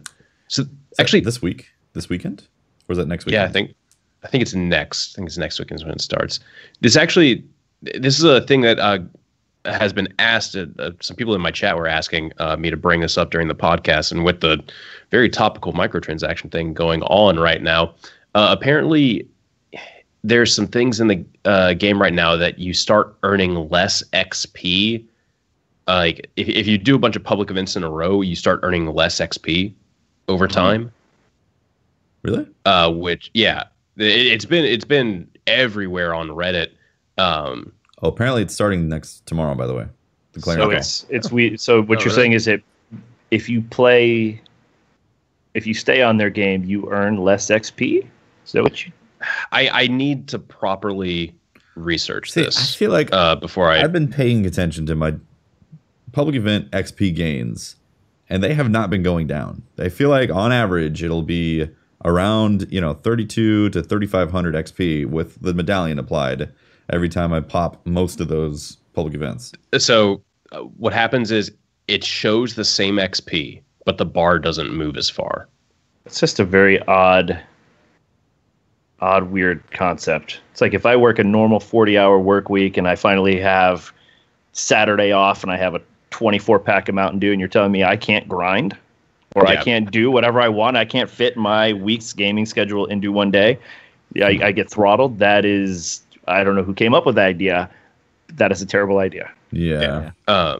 So if that is the case, I imagine it will definitely be shown during Clarion Call, where there's this XP gain. So, yeah. Weird. I imagine we'll see a lot more. Call of Duty did a really cool, fun thing with their launch, where apparently they said we've been playing on 3 times XP. The entire beginning. And now, instead of earning 15, 20,000 XP a match where you feel like you're progressing, you are earning oftentimes about 5,000. And that's it. And you are barely moving. And it's this weird XP throttle thing that now they're going to want you to buy their crates, because in the crates you have chances to get double XP for X amount of time, and it incentivizes you to go crates. So see what they did, but I've seen through your shit. Yeah, Sledgehammer, I see what you're doing, and that is they release these systems so that they're very nice and welcoming for the reviews, and then a month later they adjust them so they're not they weight the loot boxes much more. It's like I think loot boxes were supposed to drop, I think, this weekend for Call of Duty, and they pushed them back. Is their social area working yet? Nope.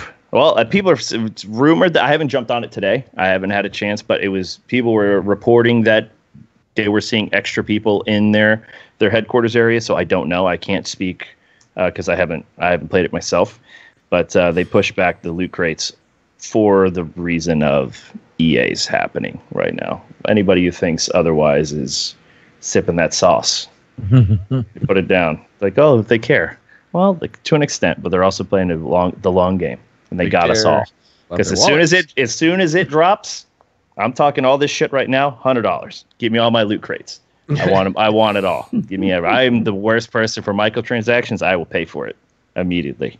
Give me my stuff. I just like things. I need to fill my collections. I need to see everything checked. That's what I want. Max says, although I think raid layers will be fun, I can't help but think we might be missing out on different experiences. These smaller expansions could be the best opportunities to try new things with the endgame. Just imagine if we never got trials due to VOG lasting a full year. Yeah, that's a little different with like the VOG and Trials, because Trials was a PvP endgame that they were going to add regardless, and I don't think the raid team just wasn't ready to give a raid for House of Wolves, and that's why they didn't do that. It was too difficult. They've it's said more that PoE than Trials, I would imagine. Yeah. They've said that making Crota, like the Dark Below as a whole, like almost killed them as a studio, because it was just trying to do that much work in as short of a time that they had just wasn't. Yeah. It wasn't good for the people working. Yeah. And that raid showed it in the polish. Exactly. I mean, that was a bug. I would mess. For me personally, as somebody who's a fan of the game, I would much rather have them do these layers and dungeon layers and all that than release like a Crota's End style raid halfway through the year, because I just think it's going to be more polished in general. Mm-hmm. Also, if they're releasing the raid layers like this, where it's thought of as it's being included into the raid, and that means it's from the very beginning of them designing the raid. That means that, like, they had the idea of these raid layers probably being included into it, so it's had more time to be much more fleshed out than Dark Below was. Mm-hmm. Yeah, it doesn't mean that they're not going to be innovative on new stuff. They still have that ability. It's just like, you can't think of Bungie as one team that has a laser focus that only points on one thing at a time. Like, they have lots of teams working on all kinds of different content. Yeah. I could also see it as like I feel like all of us have the same feeling, where Vaulted Glass our bar was set so high, and everything after that was kind of just like, that wasn't Vaulted Glass. It was kind of enough, but not enough. So I think maybe these smaller things allow them to focus on more and make it better, instead of having what everybody feels is a massive raid that is kind of just, watered down and just nothing. Yeah. Essentially, you're just going through the motions again. Oh, this seems familiar. Maybe we'll get something a little bit more polished with just these, the dungeons instead. They are bumping up the or the power level of the raid, so like that should continue to be playable content until Destiny 3, theoretically. The one thing that I don't like about that is if someone else were to come in new to the game, then it's going to be that much more of a barrier for them. Yeah, to go into the raid. The 265 level is going to get bumped, though. So somebody new will probably be able to jump beyond 265 much quicker. I imagine I would hope that they would make the necessary changes to the rewards and sandbox, because like the legendary engrams will also get changed, because right now they freeze. You'll get like you hit the wall at like 280 ish. Yeah, and it'll go up. Okay, well, there's a hard wall at 260 plus 5s, so I imagine that's going to get bumped up like 20. So then the milestones will carry them over to 300. It makes a little more sense now. Yeah, for sure. Dark Angel Nismo says, what do you guys think of the negativity about the new raid content? Will Reddit ever be happy? Seems like Bungie can't win. Personally, I'm looking forward to it. Now, Bungie can't win. Reddit will never be happy. Never. Like, legit, they cannot do anything right in order to make Reddit happy, aside from just saying that something really big and surprising and wonderful is coming, and you can't have any details. And even then, they're probably going to get a little riley, but they'll be happy for a little bit, and then as soon as they reveal it, 50% is going to crap all over it. The other percent is going to be like, oh, well, give it a chance. Like, it's never going to be happy, ever. Whether they appeal to hardcore people or casuals or whatever, like, it's endless, Never going to be happy. One thing I think they could do to make Reddit happy, or for a while anyway, is to start putting difficult challenges in the game, and things that Reddit can figure out, where you go to Reddit again to discover new things about the game, which just hasn't happened since really the Taken King, Maybe if exotics were put into the game in a secretive manner to start the quest chain, and they were put in on a time-gated schedule. Nice, right? Be fun. I really expected them to go back to that model in Destiny. Sorry, I'm being an armchair dev. Well, I don't want to do that. One thing I was going to mention about Leviathan, and I think the reason why, like, Leviathan, when it first came out, it was like, wow, look at this. It's an interesting concept with the underbelly. It's fun, brand new raid. But then the interest of Leviathan has dropped because the loot just isn't as exciting to chase.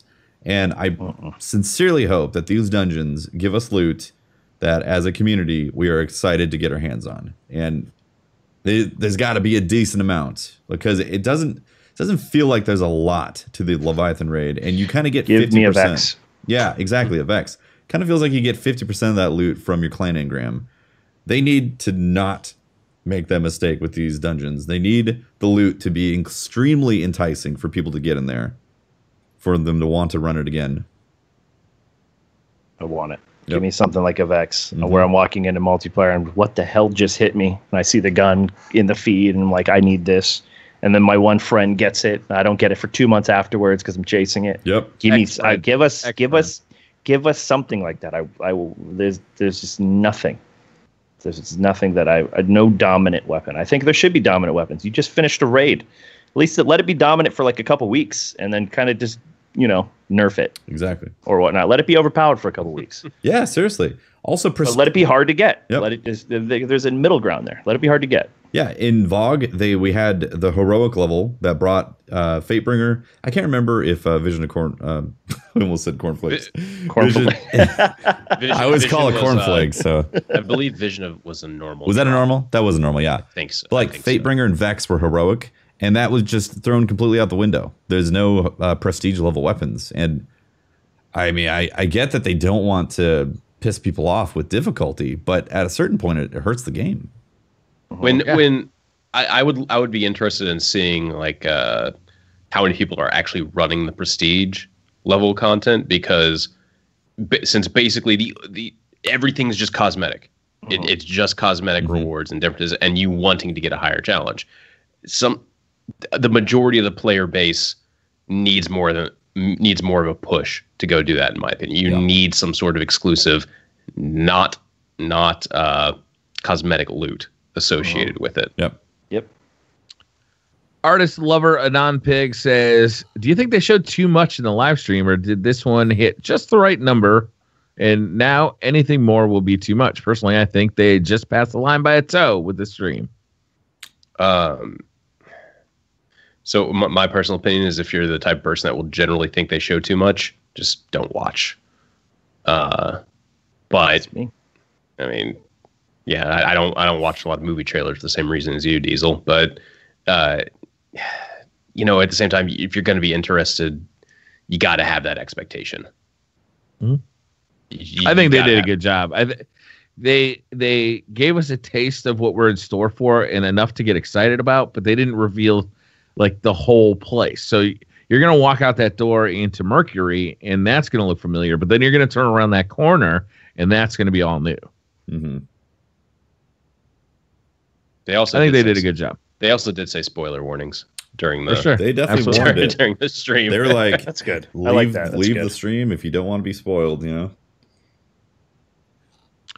Kevin Schoner said, "What are each of you thankful for this year?" Oh wow. We all know Taft is thankful for unlimited frames, so you can skip him. Those frames, so good.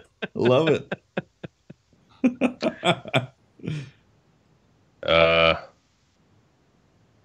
It started to get cold, so I'm going to say central heating. Okay. Also, I don't even know where to go with this question. I'm just going to move on. I'm thankful that there's too many games to play now. Yeah, that is there was about 4 months where I was like, I don't know what to do with my life, and now there's so many games on the waiting list now that have just came out. Whenever you think I don't know what I want to do with gaming, just go back to World of Warcraft. Nope. It's always there. Nope. I resubbed. Of course you did, Holtz. I think I'm still subscribed to Elder Scrolls Online. Well, we're not going to talk about that. Oh, but next question. Derek Leone says, do you think we will get an armor kiosk so we can collect and track all the different sets? Please. That sounds like a live team thing. Please. Yeah. I would play I would used to collect armor sets for that reason, and then I would fill the vault, and I'm like, well, now I have to pick which one's ugly. Yeah. This one, and that's how. Yeah. Give us a collection. I said this. Yeah, I said this in the past, and I think it still applies. Like, if you're gonna not make things randomly roll, then then give us a lot more kiosks. We need kiosks for legendaries if you're not going to give us random rolls on that stuff, because what's the point? Yeah. Yeah. Absolute Zero says, when you're not streaming, who do you usually watch on stream? Real Crafty, because 1, he's hilarious. 2, he's a really good player at whatever he's doing. So I definitely like watching that. Dr. Lupo, Ramblin', Ninja with Noel. I generally like watching highly skilled players kind of do their thing. So that's just fun. Watch Dr. Disrespect. It's pretty entertaining. Sounds like a fanboy thing, but he and I have been friends for 8 years now. Back when he tried the Dr. Disrespect character on YouTube, and Doc is not a YouTube character. Doc needed Twitch needed Doc, and it came at the perfect time. So I've known him for a long time, and just watching him where he is now is it's pretty cool to see. Saw him accept that streamer award. And that was a pretty damn touching moment. He's done a hell of a lot for just Twitch in general. He's a stand-up guy. That's why when people come and they're just like, "Oh, what do you think? Do you like Doc?" It's like, I love the shit out of Guy. Doc is a flavor some people like, some people don't. But I know him as Guy, so I'm just a big fan of that. It's awesome. I watch tons of people on Twitch. I lurk a lot. I got a big list of people that I follow. Everywhere from, like Dr. Disrespect level to 40 people, watching. Like I watch a ton of people. Just kind of depends on the day. Depends on the game. I watch a lot of different games too. Lots of different games.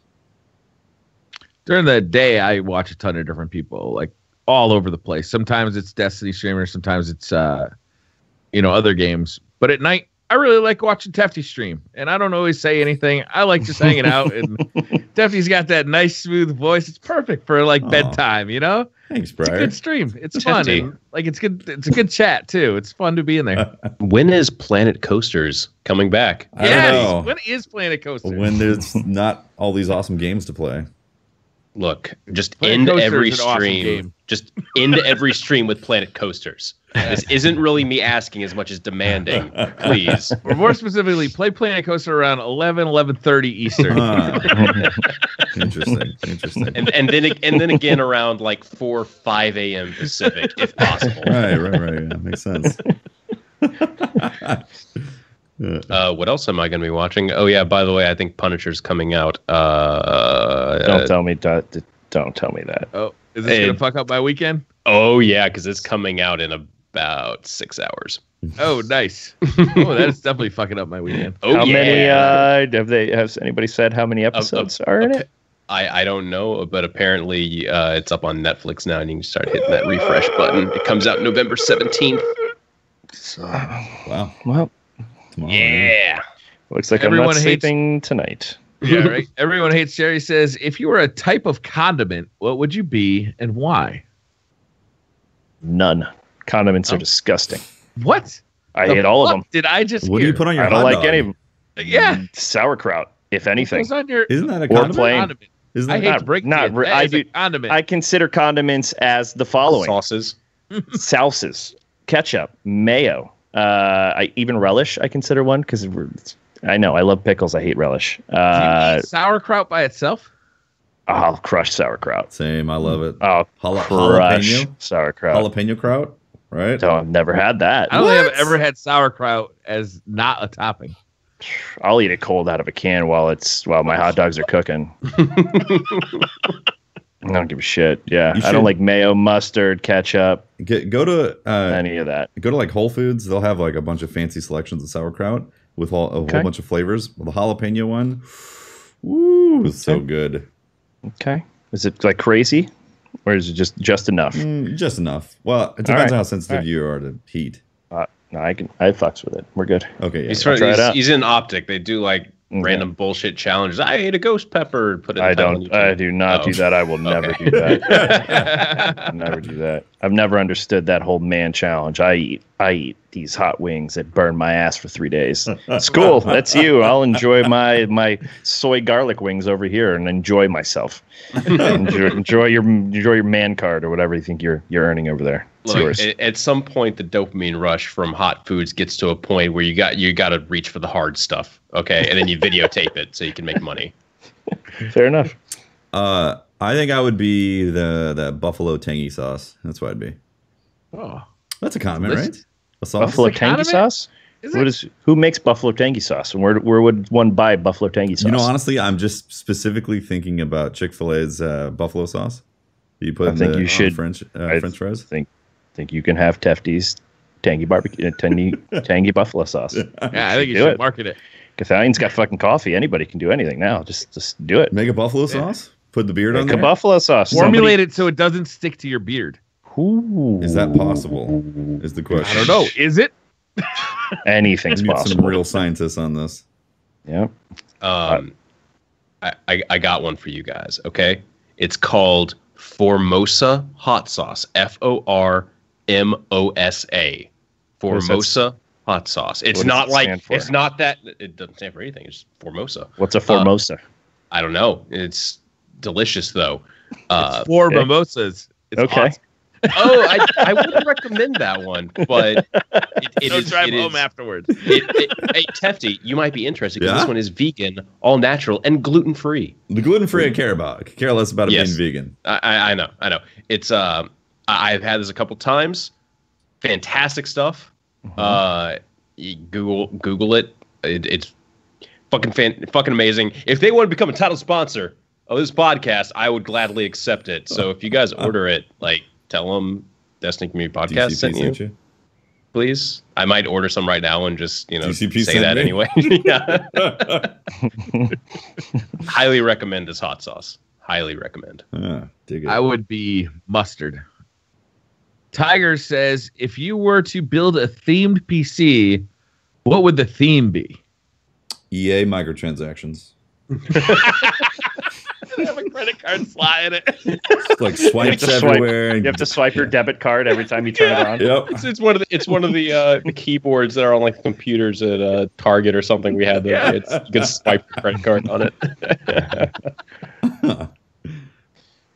Theme.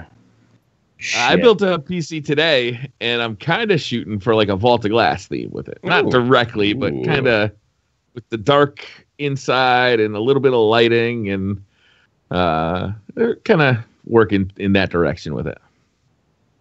I've seen some pretty crazy themed ones. I'd want one of those ones that are underwater, but it's it's oil or whatever it is, all submerged. That's cool. I think that would be cool. Oil? Super impractical because I would never be able to fix it myself, but that's what I would go with. Something's up on my graphics card. Crap. How do I open this thing? Stinks like hell too.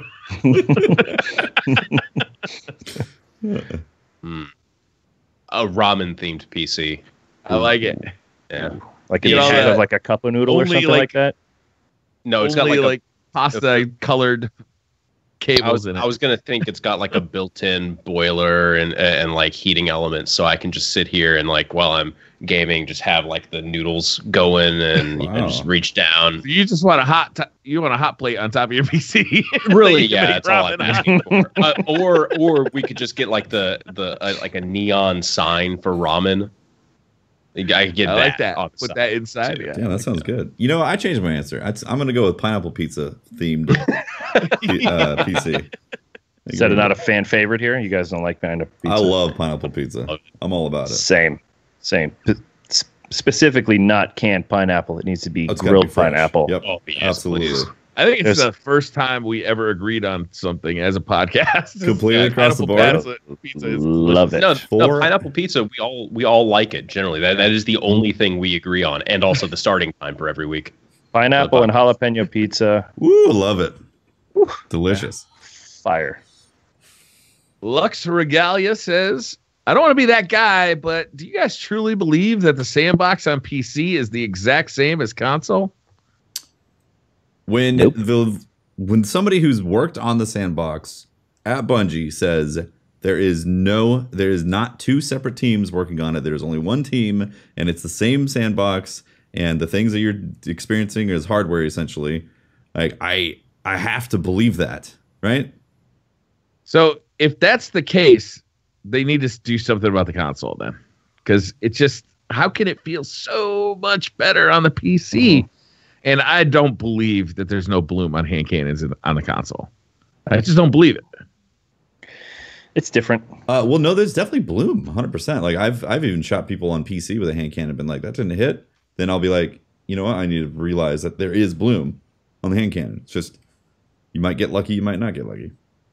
I want like the GIF of Ron Burgundy tapping out the cigarette. I don't believe you. GIF to show up on the screen. That's how I feel when I hear that. It's just no. You're wrong. You're wrong. It's not the same. Van Meyer says, what games do you have on your Game of the Year list for 2017? 2017? Horizon Zero Dawn. It's on there. A lot of stuff has come out. Breath of the Wild. Wolfenstein 2, if you haven't played that, it is shit crazy and amazing. I want to play it so bad. I have not had the chance to do it. Yeah, that's on my to-do list. Yeah, I think Horizon Zero Dawn is pretty high on that list for me. Hellblade was amazing. Yeah. Yep. It made me super uncomfortable the entire time. Same. I hated and loved that game. Same. Yeah.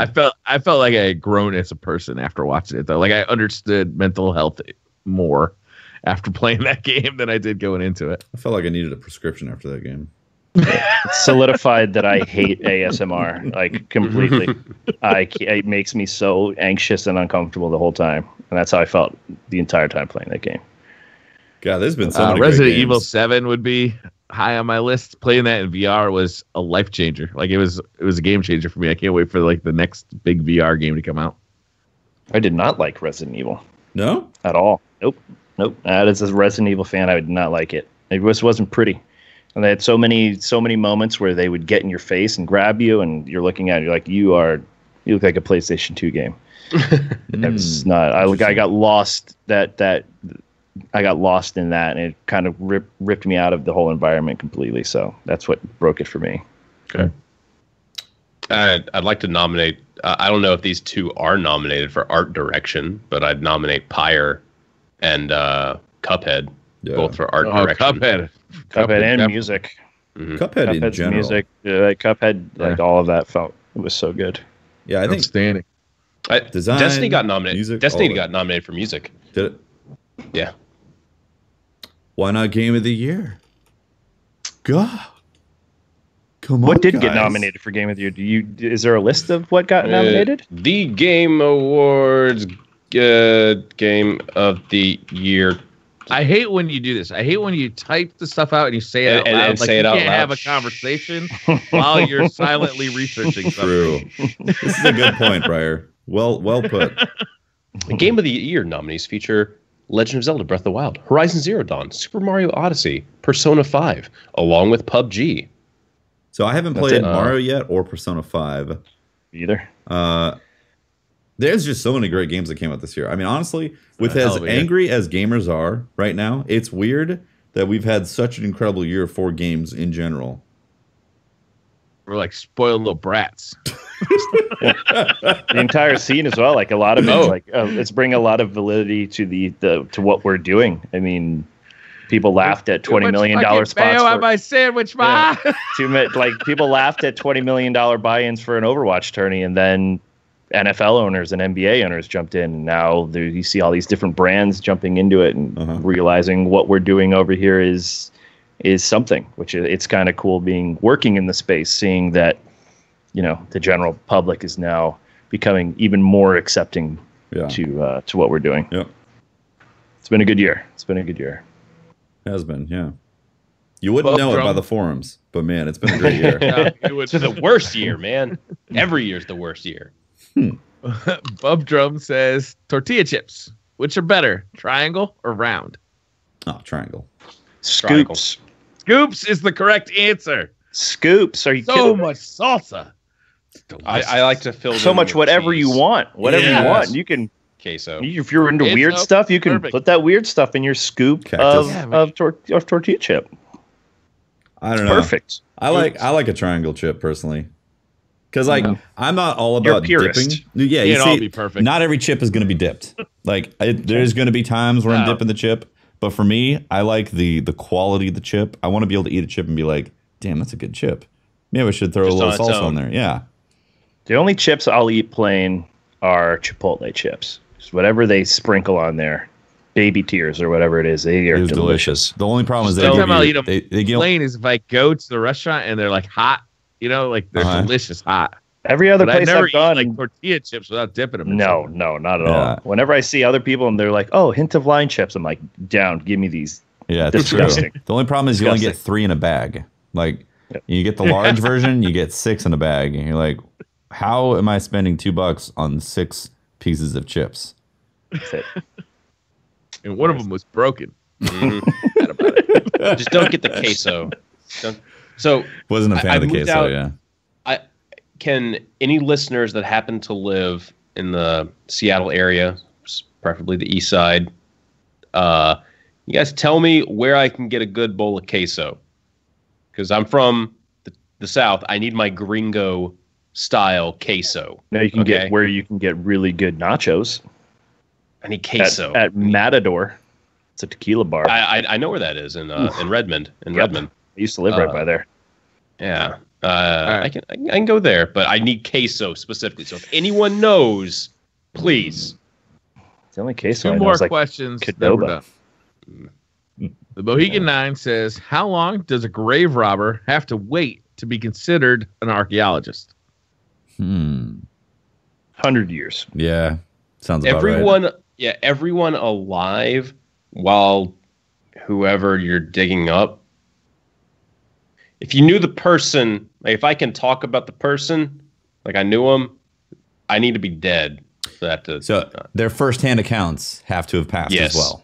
100 there we years go. after death. Yeah. I don't think it's a timing thing. It's like a methodology and motivation thing. Yeah.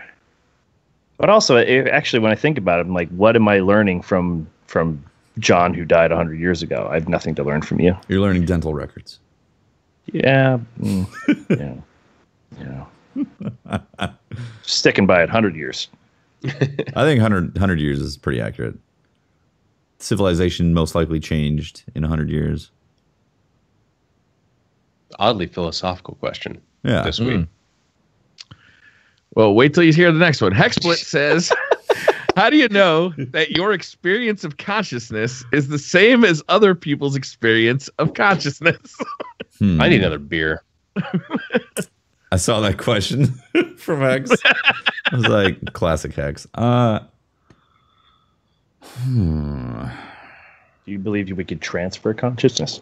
Ooh, like Warframe? Ooh, like the Vex. Transference? It's kind of like you being a guardian. You reload it every time. That your brain is just a set of chemical reactions. Then, yeah, I think you could transfer consciousness. Yeah? You can't grow me in a test tube, man. You'd at least need like a vat or something. What if you don't have the full equation, Briar? What if like what we're looking at right you're now gonna get it done. is only half the equation of what is proper to actually transfer that consciousness? You're gonna get it done. You're gonna get your cord is gonna get cut. You don't want to cut your cord, man. No, but I'm saying theoretically, I could see it being possible. Well, I mean, theoretically, I'd like to the Vex believe. could exist. I'd like to believe. I want to believe. a human is generally made up of only 43 kilograms of oxygen, 16 kilograms of carbon, 7 kilograms of hydrogen, 1.8 kilograms of nitrogen, 1 kilogram of calcium, 0.7. So you took advice about looking something up and didn't mumble this time? Dick. He didn't mumble looking up a human's composition this time around. Wow. Yeah. See, he's learning. Nice. We're learning. Yeah. I mean, From there's Full no Metal real Alchemist. way to guarantee From an anime. that my consciousness is the same as somebody else's, but we all live in the same kind of reality and we experience a lot of the same stuff and we react to it in the same ways. So it's got to be pretty similar, right? But is that like just the social conditioning behind it? Or is that like the consciousness that we can all kind of get behind, you know? Here- It's really what my art's about. this latest piece that I did. It's called Jumbles of HDMI Wires. Okay, and each end represents the cable start management and end point of our life, and all the points in between are kind of the interconnected like jumbles that we get, but we all start as like a basic end and beginning to an HDMI. You know what I'm saying, mate? Fantastic. Right? Love it. Right? We're just a bundle of fucking HDMI cables. Be sure to get gold plate, not the silver plate shit. Consciousness is definable, therefore it can be similar to each other. So there. The box exists for it to be in, therefore we can have similar consciousnesses. All right. I agree. That's it. That's all the questions. Boom. Is that actually all the questions, or? That's all the questions. Oh, all right. Usually I end with something stupid, but we just decided to switch it up today. Time to get super deep. Get woke. Yeah. Get woke. I'm going to drink my coffee. Thank you all for tuning in. This episode, 59th. We're 10 away from the magical number of podcast numbers. So thank you all for tuning in this week. If you want to find more of me, I am at Holtzmann_YT on Twitter, where I will make casual artistic observations about everything in life. It's amazing. Yeah. I'm Briar Rabbit. You can find me streaming every weekday on Twitch. You can find me occasionally making YouTube videos, or you can find me on Twitter at the Briar Rabbit. I'm Tefty Teft. You can talk to me at Teft on Twitter. You can catch my streams, twitch.tv/Tefty Teft. And I do have a YouTube channel, Tefty Teft, as well, that you can sub to. Yeah. And Diesel, where can people find you? Twitch, Diesel, Di3sel, Twitter, OpTic in front of that. And there you go. That's it. No YouTube, no nothing else. Grinder, same thing. OpTic Diesel. Excellent. Sick. Yeah. Farmers only? Mingle? You up in there? Nah. Sexually identify as an HDMI cable? Possibly. Yeah. Farmers family? All right. Thank you. Thank you, everyone, for tuning in this week. We'll see you all next week. Bye-bye. Bye. All right. You can hit the stop recording button now, but we are still live on Twitch. Yep.